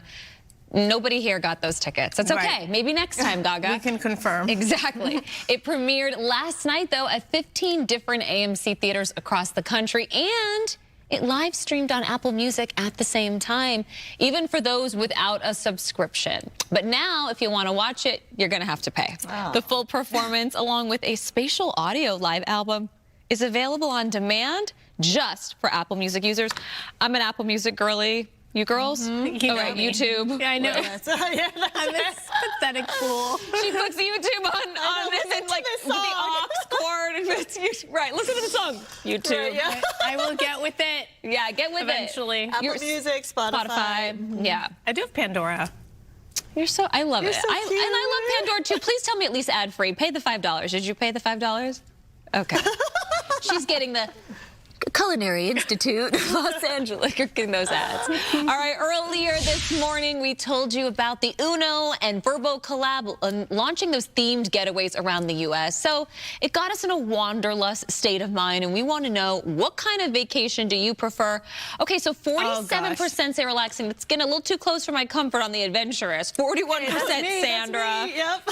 Yeah. Sandra's like. And then a tied 6 for historical and food focus. You can leave us a comment if you just, after you vote, scroll down, you'll see that there's a place for you to put a comment, and we've got one. Let's take a look. Deb in Van Nuys says, there's no calories when you're on vacation. It's always about the food for me, Deb. Listen, Deb, I also think food and relaxing go together. Yeah, they do. So that should be drinking like and relaxing go together. Yeah. TV and relaxing go together. Speaking of adventurous and food can go together. Hey, adventurous and relaxing don't go together. Yeah, they can. What? Is that relaxing for you?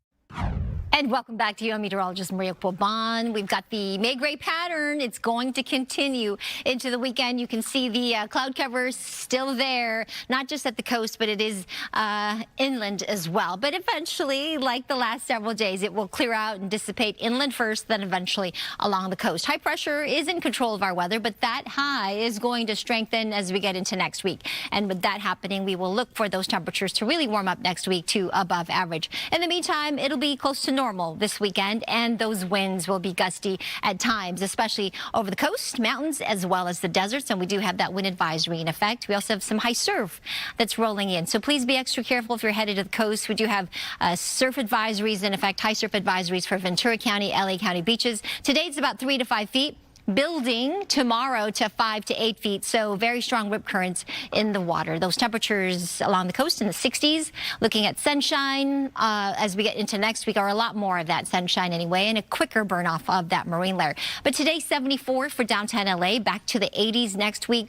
Valleys, Inland Empire, comfortable today in the upper 70s, but look how we jump up to the upper 80s next week with lots more sunshine. Mountains 72 degrees with some gusty winds on that drive up to the high country. High desert areas, we're looking at, 85 degrees as we get to some 70s tomorrow and Sunday, but then back up to upper 80s and even 90 by next week. The Coachella Valley, of course, upper 90s, and then back to triple digits by next week, Thursday. Back to you. All right, this was sad. The Ducks got knocked out of the Stanley Cup playoffs last night. The Vegas Golden Knights dominated the deciding Game 6 in Anaheim, and the final score was 5-1. We just weren't fast enough. We weren't playing. We weren't crisp. Obviously, you know, letting a goal against in the first minute, you're chasing the game right away. So that's not a recipe to win in the playoffs. So Vegas wins the series 4-1, but congratulations to Anaheim on a great season there. The Golden Knights move on to the Western Conference Finals to play the Colorado Avalanche. Ooh, so close. Yeah. And a reminder for later tonight, the Angels and Dodgers kick off their crosstown showdown tonight, happening at Angel Stadium. The first of 6 Freeway Series matchups this season. Don't miss it. Game time 6:30 right here on Fox 11. This morning, diehard football fans are poring over the just-released NFL schedule. The Rams and Chargers are getting a lot of kudos for how they announced their slate of games. Okay, let's start with the Rams. The same social media team that brought you the Friday spoofs for the NFL draft is back, and this time they're paying respect to a 2000s cult classic. We're talking Napoleon Dynamite.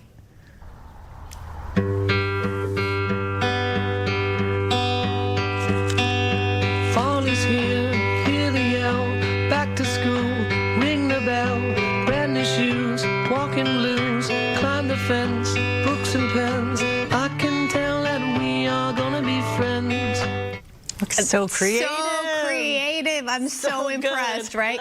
The 3-minute-long video features the same white striped song that plays over the opening of the Napoleon Dynamite movie and includes references to the movie and other opponents this season. As for the Chargers, they went full video game mode with a Halo-themed announcement.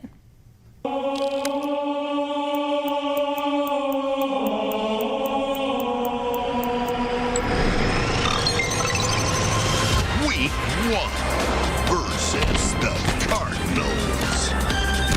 Grapple Jack. Clipped wings.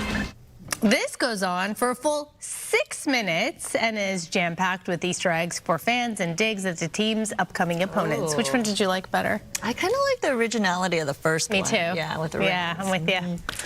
All right, and we want to highlight a special event. This is very different. Happening tomorrow. We're not talking about football anymore, but dads, take your daughters out there. One of our very own here at Good Day LA is helping to connect dads and their daughters. Yeah, we're talking about our editor, right? Tashaka Armstrong and his wife, Kelly. They're hosting, I can't believe it's been 12 years, by the way, 12th annual Daddy-Daughter Tea Tomorrow at the Grove. And it's free. It started back in 2011 to encourage dads to spend some focused quality time with their daughters, help build confidence, connection. Afternoon will include a dress-up photo booth, games, giveaways, tea, pastries. Scan that QR code right there to RSVP and let them know you're coming. Again, it's all free. You can arrive anytime between noon and 3, happening at the Upper Deck Dining Room at the original Farmers Market right there at the Grove. Again, I said free. RSVPs, though, are encouraged. So make sure you scan that QR code.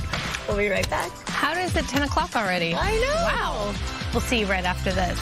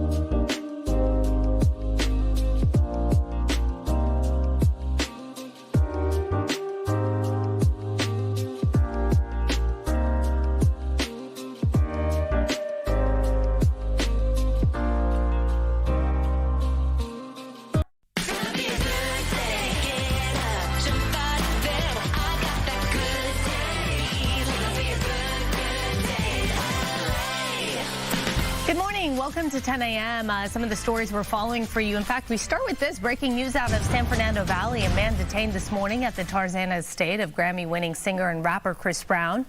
The LAPD says this morning's encounter was the man's third trespassing incident in as many days. Officers responded after midnight to Citrus Ridge Drive. They say that security first told them the 44-year-old man was there and they told him to leave. And then they say he returned Thursday after he was released.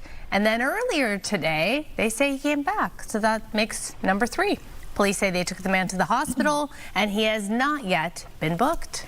Now to Hancock Park, where 2 people were badly injured early this morning in a violent car crash. Yeah, let's go to Mario live in Hancock Park with more on what we know. What happened, Mario? Yeah, that's right. Police say one of the drivers involved ran a red light here at this intersection in Hancock Park. One was ejected from the vehicle, the other trapped in the wreckage. Let's go to the video here, and you can see those 2 badly damaged vehicles here. This happened at the intersection of Highland and 3rd Street here in Hancock Park. It was around 1:30 this morning. LAPD investigators say a black Hyundai heading west on 3rd Street appears to have run a red light, slamming into the gray Honda traveling south on Highland, and the force of that impact sent the gray Honda crashing into a wall here at the corner. Police say the man behind the wheel of that vehicle ejected through the passenger side and thrown into the wall, while the driver of the black Honda, who police say ran that light, was left trapped in the twisted wreckage. Firefighters using the jaws of life to cut her free. A rescue that officials told us this morning took at least 15 minutes, and that collision so powerful it took out a traffic signal here at the intersection, leaving crews to deal with both the crash scene and the damage to city infrastructure. And back out here live, you can see some of the repairs being done. These city crews right now fixing this street light here that has caused traffic delays in the area. Again, those two drivers involved in the hospital in critical condition after that early morning wreck. For now, live in Hancock Park, I'm Mario Ramirez. We'll send it back to you. All right, Mario, thank you for the update there. We do have some updates here. The latest in the tragic story that was unfolding yesterday morning. We're talking about that deadly house fire in Montebello that left 3 people dead. Gigi Gracia was there all morning long as it unfolded. And Gigi, what have you learned this morning? Well, we've been able to confirm that the victims are mother and son, her son only 13 years old, and that the suspect in this case, who also died, apparently was her boyfriend at some point. And we're just hearing that they may have only been dating about a month. Now, that still needs to be confirmed. Of course, detectives worked around the clock. They're still in a morning briefing. We hope to learn more later on. But as you can see, this is still a very active scene. Montebello firefighters are still here, making sure there are no hot spots. We've seen them go in and out with tools like axes, digging through the rubble, trying to get to any hot spots. And of course, police officers and detectives are also here this morning. Now, let's take you back to yesterday, about 4:30 in the morning. That's when this fire first broke out here on 5th Street, just off of Whittier, between Whittier and Los Angeles in Montebello. This fire forced the evacuation of multiple families, and as they ran outside, they saw the unimaginable, something that no one should ever have to see or go through, and that was a woman on fire. I saw her hair. She had completely long hair. When I saw her completely bald, her hair was burnt off, her body was burnt out, everything, even her clothes. A woman set on fire inside her own home. She would later die at the hospital. Her son, only 13 years old, also killed in the fire. Apparently, he never made it out of the house. A fire police believe was set by that man who was once her love interest. He, too, was killed as a result of burns suffered in the fire, but not before police say he made a run for it. Take a look. That man running from the fire 2 blocks to where he had parked his car around the corner on 7th and Los Angeles. He was, they say, trying to get away, but police officers were right behind him. And they also witnessed a very grisly scene because that man, the suspect, he also was on fire, his skin literally peeling off in front of them. Those are those evidence markers that you may be able to make out there. And witnesses say that as he ran, he was screaming at the officers to shoot him. "Kill me now," he said. He also later died at a hospital. And police are investigating this not only as arson and homicide, but as domestic violence. It's a tragedy. Montebello is a very close-knit community. Anytime there's any loss of life, it's tragic. When it involves domestic violence, it's really tragic because it involves the family unit. When you have minors involved, as parents, as folks that have kids, it hurts more. And this neighborhood is grieving. This block will be grieving for a long time. And detectives, again, working around the clock, they're trying to determine not only what happened here yesterday, but what led up to this. Who was this man? How long had they been dating? Police have been able to confirm to me that there have never been any calls for service at this address, and they believe that this woman and her son had just moved here within the last few months. She does have relatives, I've been speaking, off camera rather, have been friends who say she may have only been dating him for 1 month. The big question, were there signs? No one knows for sure in this case, but experts say there are almost always signs that someone is in trouble.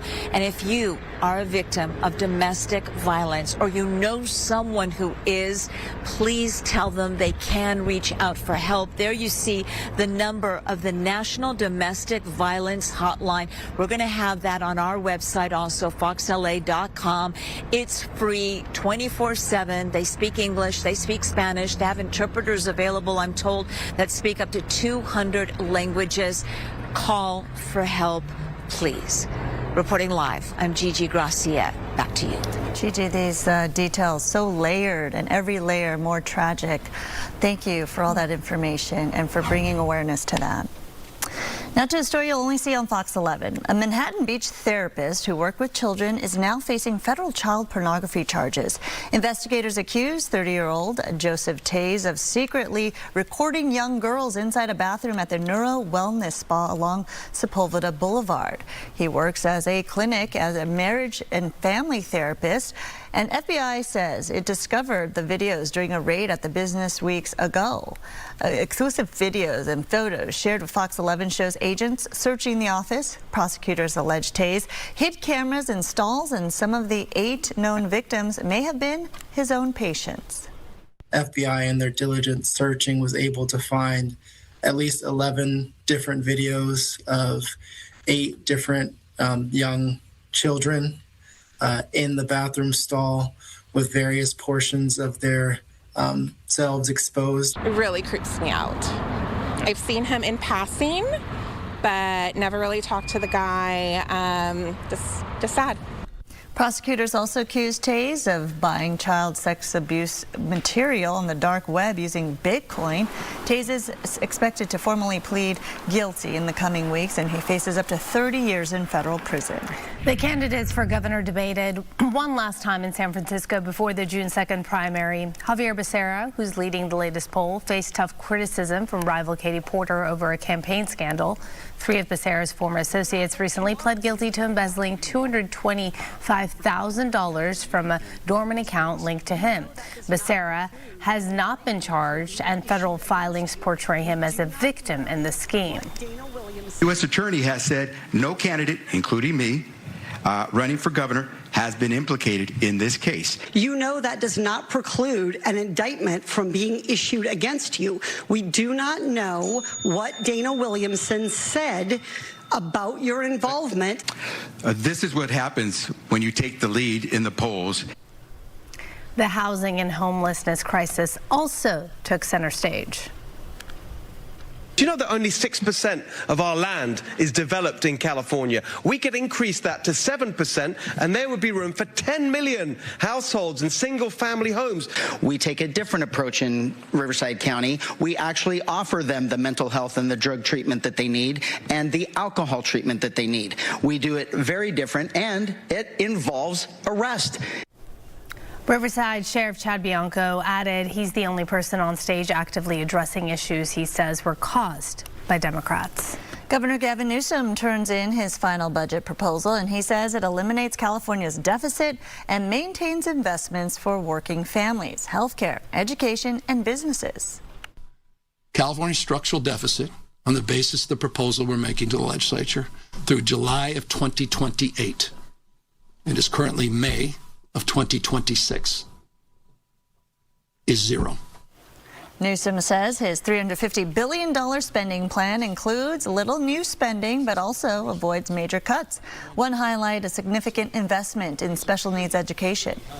It's the largest investment in special education in California's history. I don't know that many other states can lay claim to this kind of investment, maybe in American history at a subnational level. $2.4 billion more. We're going to invest in special education, 43% increase just over a 1 calendar year period. Newsom says with this proposed budget, he's leaving his successor in good shape. He cannot seek a third term and is leaving office in January. And state Republicans responded to Governor Newsom's budget, speaking on their behalf with State Senator Roger Niello. we're spending too much money, and that increase in spending versus revenues has largely happened under Governor Newsom's governorship. He was handed a pretty decent budget situation by Governor Brown. He says he has a balanced budget for 26-27 and 27-28. I challenge that anyway because of internal borrowing and in any case. But beyond that, even he admits the structural deficit is not solved. We still have, after 2028, we still have over $10 billion per year, each year, in continuing deficits. I think it's just inappropriate and not applicable to ask the economy to spend more money when the state is not taking a critical look at its own spending. The deadline for finalizing California's budget is June 15th. President Trump is heading home from China after a high-stakes meeting with President Xi Jinping. The two leaders say they made progress, but major tensions remain. Air Force One lifted off from Beijing after 2 days of talks. President Trump waved before boarding that flight. The White House says the meeting focused on trade, Taiwan, fentanyl, Iran, and nuclear arms. China says both sides want more stability. The president says one deal could bring a major boost to American manufacturing. He says China is now committing to a big Boeing purchase. One thing he agreed to today is going to order 200 jets. That's a big thing, Boeing. That's a lot of jobs. It's a lot. Boeing wanted 150, he got 200.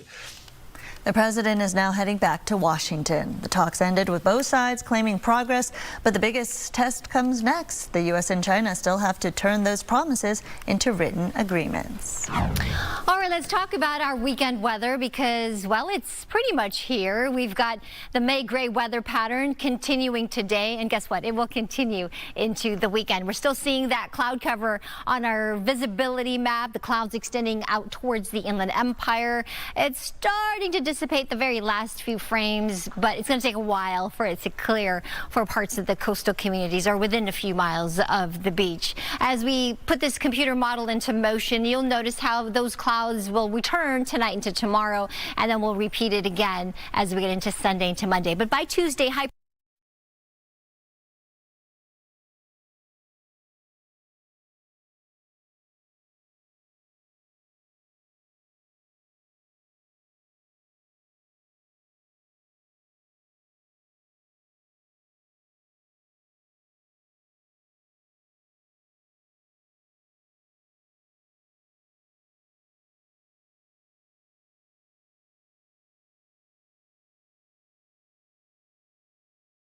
but it's 70 degrees in Big Bear right now. Lots of sunshine there, 82 in Palm Springs. High temperatures eventually getting to around 99 in Palm Springs in the low desert. The high desert area is 85.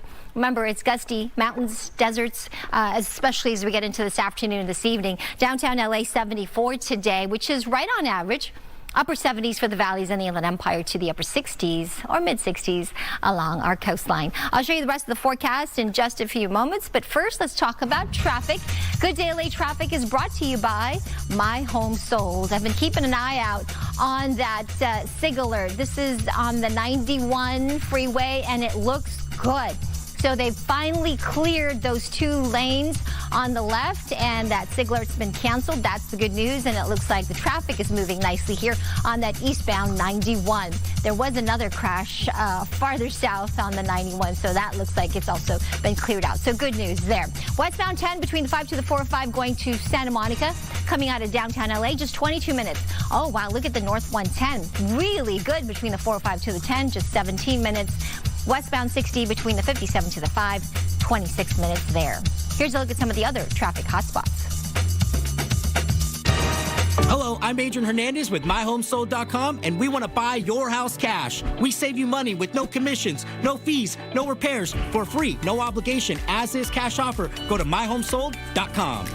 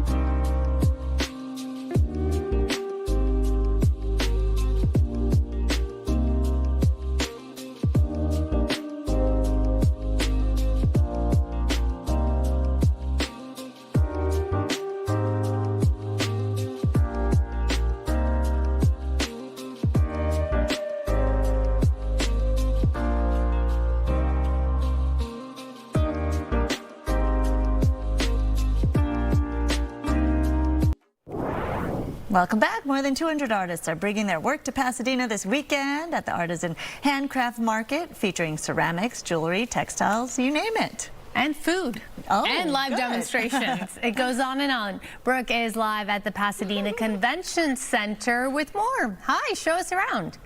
Hey there, you know what I like to say, every assignment is an opportunity to shop, right? So I'm, shopping around here, but it's me learning about what they have to offer so that I can share that with you. And my shopping partner here is Nina. Nina, do you want to say hi?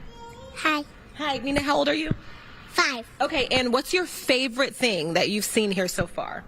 Necklaces. Necklaces, yes. And there's some pretty cool art right here too. Should I check it out? Yeah. Yeah, okay. Come on over here, friend. Talk to me, and Nina, of course, because what's really cool about this, it's art, and you're like, okay, that's cool, but it's even cooler. And that's what we love about this, is that everything has a story. This is all made from steel, and there is no paint, believe it or not, right? Talk to me. It's a special welding process, right? Yes, I use a process called TIG welding to draw all the little dots in there. And then, sorry, what? The color comes from heat. Yes, it's a really hot process, so I can let it get really hot, and then I get my blues and my purples and my golds. So no paint, no dye, just heat. No paint, no dye, just heat. That's pretty cool, Nina. Fish. Perfect. It looks real life. Come on over here. You got to keep up, girl. Okay? Let's see. Okay, my friend over here is like, she needs to talk about this jewelry. Okay? Tell me something good. They're all based on my enamel work. I love that. And so each one's different. Each one's signed and titled. And I don't duplicate them ever. And I find inspiration in all sorts of different ways. I have a favorite opal cutter that cuts for me, that does beautiful design and minerals from all around the world. And each one is a story. That's why we're here. Each one is a story. We're learning about everything. What's your story? My story is I'm a silversmith, and I design and hand make all of my pieces. Each one has a story also. Some of them are inspired by the architect Frank Lloyd Wright. I'm inspired by the ocean. I love architectural. Oh, your necklace. The piece that I'm wearing, I call it floating, because it makes me feel like I'm floating. I love that. It's a statement piece. Wait, and then right here, speaking of inspiration, you were telling me earlier, I want to be really careful when I reach across to you, that your inspiration is your son often, right? Yes, I have 3 children, and they're all equally inspirational. You're like, don't get me in trouble when I get home with the other 2. Obviously I do pottery. It's very intentional. It's very mindful. I come sit at the wheel. I know exactly what it is I'm going to do. I think about my kids, and I think about what makes me happy. What makes you happy? And that's really what you're all about here too. I have wanted to show people this, so I come over here. I've been spending a lot of time here talking to everyone. I want to learn more about their artwork, what makes it special, why you do what you do. And I came over here, and the first thing that I said was, so tell me, what do you do? And you were like, I work with glass. But it's really just about, it's silly, it's fun, it makes you smile, right? And you said, do you want a snake? And I feel like that's a great selling point, okay? Do you want a snake? Which snake do you want? It's really cool. Look at that. It's color, it's joyful, and it's the best thing I found that keeps me out of trouble. I love this though, and you're right. You look down, and I imagine you have something like this, just a little trinket on your desk, and you look down, and it makes you smile. And so you really shouldn't be asking why. You should be asking why not. Exactly. Hello, Okay, listen, you need to come check this out this weekend, Saturday and Sunday from 10 to 5. Tickets are $10 if you buy them here in person, $8, I believe, if you buy them online. And once you get your ticket and you're in here, obviously you can go shopping. They also have free wine tasting and free chocolate tasting, I believe. Okay, we're getting ready to go. What do we say, Nina? Back to you. That's right. She's so cute. We practice. An applause. She's adorable. All dressed up too. Thank you. All right. Thank you, Brooke. So art of a different kind, honoring one of the great names in LA sports, basketball icon Lisa Leslie. The LA Sparks announcing yesterday that the WNBA legend is getting her own statue outside Crypto.com Arena. The Hall of Famer spent all 12 seasons of her career with the Sparks, winning 2 titles, 3 MVPs, and along with 4 Olympic gold medals. She also made history as the first ever player career to dunk in a WNBA game. Leslie is a homegrown hero, playing high school ball at Morningside High School in Inglewood before going on to college stardom at USC. Her statue will be unveiled September 20th before the Sparks take on Portland. The first-generation Chinese-American woman is building her career in art just as a fortune teller actually predicted. In honor of AAPI Heritage Month, Susan Hirosuna introduces us to Megan Chu, who just opened her Jelly Made studio in Chinatown. Ceramics is the one medium that it's just so unpredictable. Megan Chu's art reflects her childlike whimsy. It's taught me to detach a lot, but has also taught her not to get too attached. I'm expecting everything to break at all times, so it's no big deal. No big deal? I've been doing dog portraits lately. Her work has allowed her to open Jelly Made Studio in Chinatown. I named it after my sister because she's like, her name is Kelly Jelly. So I wanted it to be something cute, and I feel like the word jelly is it's a juxtaposition from the stuff I'm making. Because it's fragile, breakable, and jelly's like not. The 26-year-old is a fine arts graduate from Loyola Marymount, but despite her paintings, I did airbrush, acrylic, and oil, and there's a lot of texture. Her ceramics. I'm gonna make more of these, guys. And her waiting to be fired Dodgers dog bowl. I wish I brought my dog so you could see her tail, but this is her. She has a crooked tail. And I was like, because the Dodger Stadium is right here, so I wanted to do some Dodgers themed stuff. So it's just a dog bowl. It's pretty big, but it's gonna shrink. Megan still hedges her bet. I've always done art since I was little. I never thought it would be a career. Still, it's debatable. They're pretty whimsical. And so she mixes her art with a possibly more profitable career in interior design. I don't think it's necessarily me not declaring an artist, but I'm just incorporating my skills into something that could also make money. She credits her grandmother for her entrepreneurial spirit. Rong Ko brought her 6 children from Taiwan and instilled in Megan the value of making money. And her parents? My mom is like, yes, you can totally be an artist, but you need something else. So that's the compromise. Megan's mom apparently knew not to discourage her artistic tendencies. My mom went to a psychic when I was maybe 6 or 7, and she mentioned that my older sister she liked to read a lot, so she was going to be something related to a lawyer, and then I liked to draw a lot and I was going to be an artist. Both predictions came true, but did the psychic foresee all Megan's done so far and where her art might take her in the future? So where are we here? This is my new studio. I just moved. It's in Chinatown on College and Broadway. Yeah, it's gonna be a ceramic retail store and my personal art studio. In Chinatown, Susan Hirosuna, Fox 11 News. Oh, I like those little ceramic They make animals. you smile. Yeah, very nice. Very nice. We'll be right back.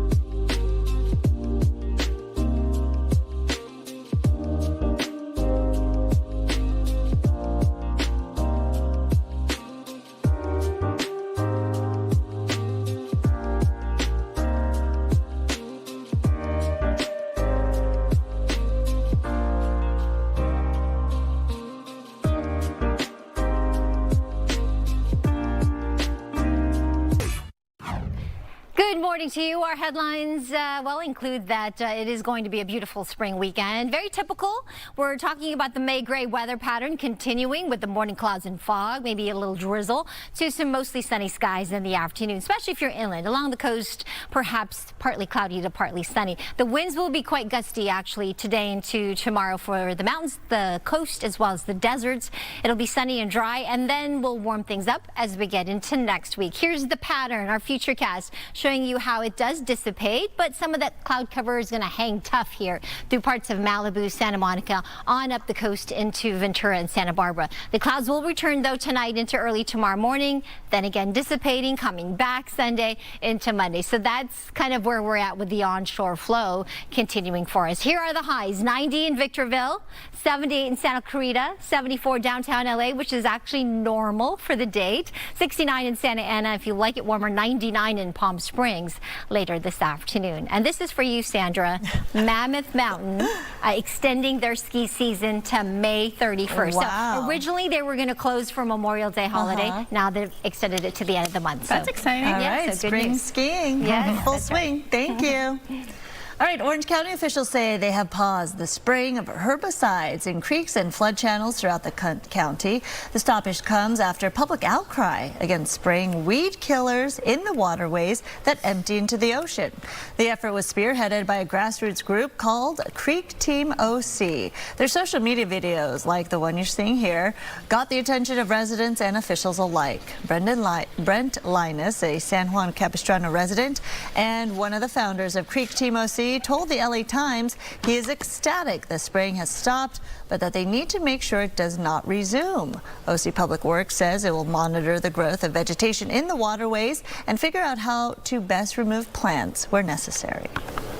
The iconic Tommy's hamburger turns 80 today, and they're celebrating with a burger deal from another era. That's right. The world-famous stand at Beverly and Rampart in Westlake is where Tom Kolix started it all in 1946, and Coco is there live with all the hype. Good morning, and it is getting busy here at Tommy's, and for really good reason. We're talking about celebrating 80 iconic years, and so the celebration is going to be kicking off at around 11 o'clock. I'm here with Robert now, who is the stepson of Tommy, who's the founder, and you know, what I love is there's so much family here. This is all about family, right? It is. It's about generations of family. I myself am a stepson. I came in 1984. I did 40 years with my dad. He died in 93.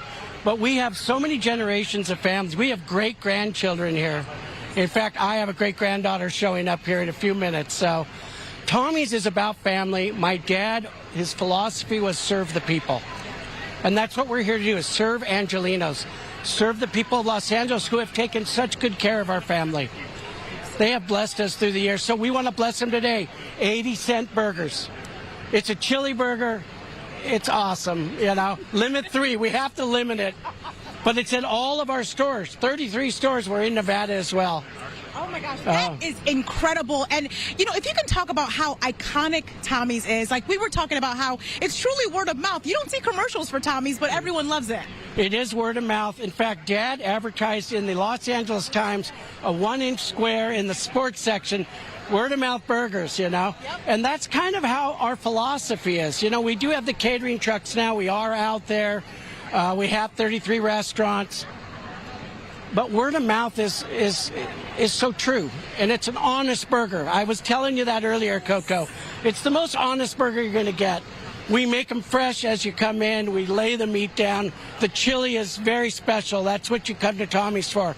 Our chili hamburgers, our chili hot dogs, our chili fries, our chili tamales. That's a popular one. And Dad always wanted to serve large portions and didn't want to be stingy. So if you ask for extra tomatoes, pickles, onions, extra chili, right, we're going to give it to you the way you want it. We allow the customer to make the burger the way they want. We've even brought in a lettuce and Thousand Island burger for those who can't do the chili. And we've also got awesome breakfast. Our burritos are amazing. Our breakfast sandwich is amazing. So, you know, the beauty of Tommy's is we love what we do. The family is here in love. We're wanting to make it clear to our customers, thank you.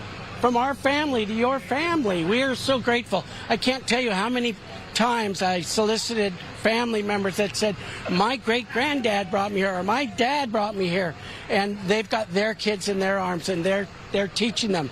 Right? We say teach them when they're young, and when they're old, they'll not depart. You know, our chili is a very unique product. A lot of imitators, by the way. There are 33 originals. There are 67 imitators just in the Los Angeles area. They changed the name a little bit, Timmy's, Tammy's, Tommy's, but we are the original world famous, and we are world famous. You know, people have been coming here. I can remember a story. Elizabeth Taylor came here on a Friday night in a limo. She parked on the lot here. Her driver got out. He went to the front. He said, Miss Taylor would like her double chili cheese. And our gruff service said, Miss Taylor can get to the back of the line. And you know what he did? He got in the line. He got her all her burgers. She sat here and ate that burger in her limousine. And we've been in a lot of movies. Yep, this is a very iconic location here. We are a true iconic eatery. We're one of a handful that's still around doing business. And our family is carrying forth my dad's vision, our dad's vision, our family's vision, which is love. We love the food. The food is love. My wife always says, love is in the details. And that's what we do at Tommy's. But we keep it simple. We're not complicated here. We really, if you haven't tried it, today's your day to go to a Tommy's, pay 80 cents, try a chili cheeseburger, limit 3 until, let's see, 12 noon to 8 p.m. Today only, so we're clear. I love it. Yeah. Oh my gosh. Thank you. Robert, thank you so much for sharing all those wonderful stories about your father and just talking about how iconic Tommy's is. I really do appreciate it. Wonderful to meet you. Oh, really nice to meet you. And thank you for coming down here and covering this, right? We just want the people to know that we are here for them. We have been here 80 years and we have no plans of quitting. And in fact, I'll plant a seed. We're talking about franchise, and we're 80 years no franchising. Yes. So that is coming in the future. Be looking. Okay, there's a clue right there. That's amazing. Thank you so much, Robert. Okay. We love Original Tommy's. Again, huge celebration today. 80-cent burgers, 12 to 8. I'll send it back to you. Coco, did you just get a juicy exclusive right there? All right. I think I did, right? Sounds a little bit of an exclusive that was dropped right there. Yeah. I love it. You heard it here first. Thank you, Coco. Thank you. Okay. Ready? Now I ate my burger. I'm full, but I still... Now you want a nap. Now I want a nap. It's true. But you have an appetite for some entertainment? Yes, Let's of course. go, baby. Dessert. Some Friday entertainment coming at you. Sponsored by Yamava Resort and Casino. Started from the bottom. Now we up. No, now we here. Oh, now we here. But you see what I'm saying? You said bottom, up. Paparazzi. All right, Drake is back in a big way, okay? He used to call me on my cell phone. There you go. Overnight, he dropped This is very stressful. I'm sorry. Overnight, he dropped Iceman and 2 more surprise albums. I need compliments cause lately it's just falling outs and disagreements. Industry is really evil. And I face the way they paint me, but it hurts just like the Philly Eagles. Oh my gosh. So that's his song, Make Them Pay. Who is them? This is Drake's first new music in 2 years and his first solo release since the fallout from his rap beef with Kendrick Lamar. Now, we knew that Iceman was coming after his Ice Blocks publicity stunt last month, but he also dropped Maid of Honor and Habiti. Okay, I thought it was Habit-I, but no, it's Habiti. That's right. This marks his 9th, 10th, and 11th studio albums, which now fulfills his obligations to Universal Music Group. And he's now considered an independent artist, up for grabs, a free agent, if you will. What's happening? You may remember that he sued Universal Music Group, which is also Kendrick Lamar's label, for releasing Lamar's Not Like Us. Remember? They not like us. They not like us. Yeah. Drake fans will have a busy weekend, though, with 43 songs and 149 minutes of new music to listen to. Nice. You know, in a way, though, think about it. If you are trying to fulfill your obligations with the label. Why draw it out anymore with your 2 albums? You just do a triple drop. Yeah. Cut and dry. Cut and dry. Bye. Yeah. Bye. Yeah. Started from the bottom. Now we're here. And now we're out. That's now right. we're out. You didn't. She's saying now I was we're saying, out. and now you're out. Yeah. You're good. You got it. All right.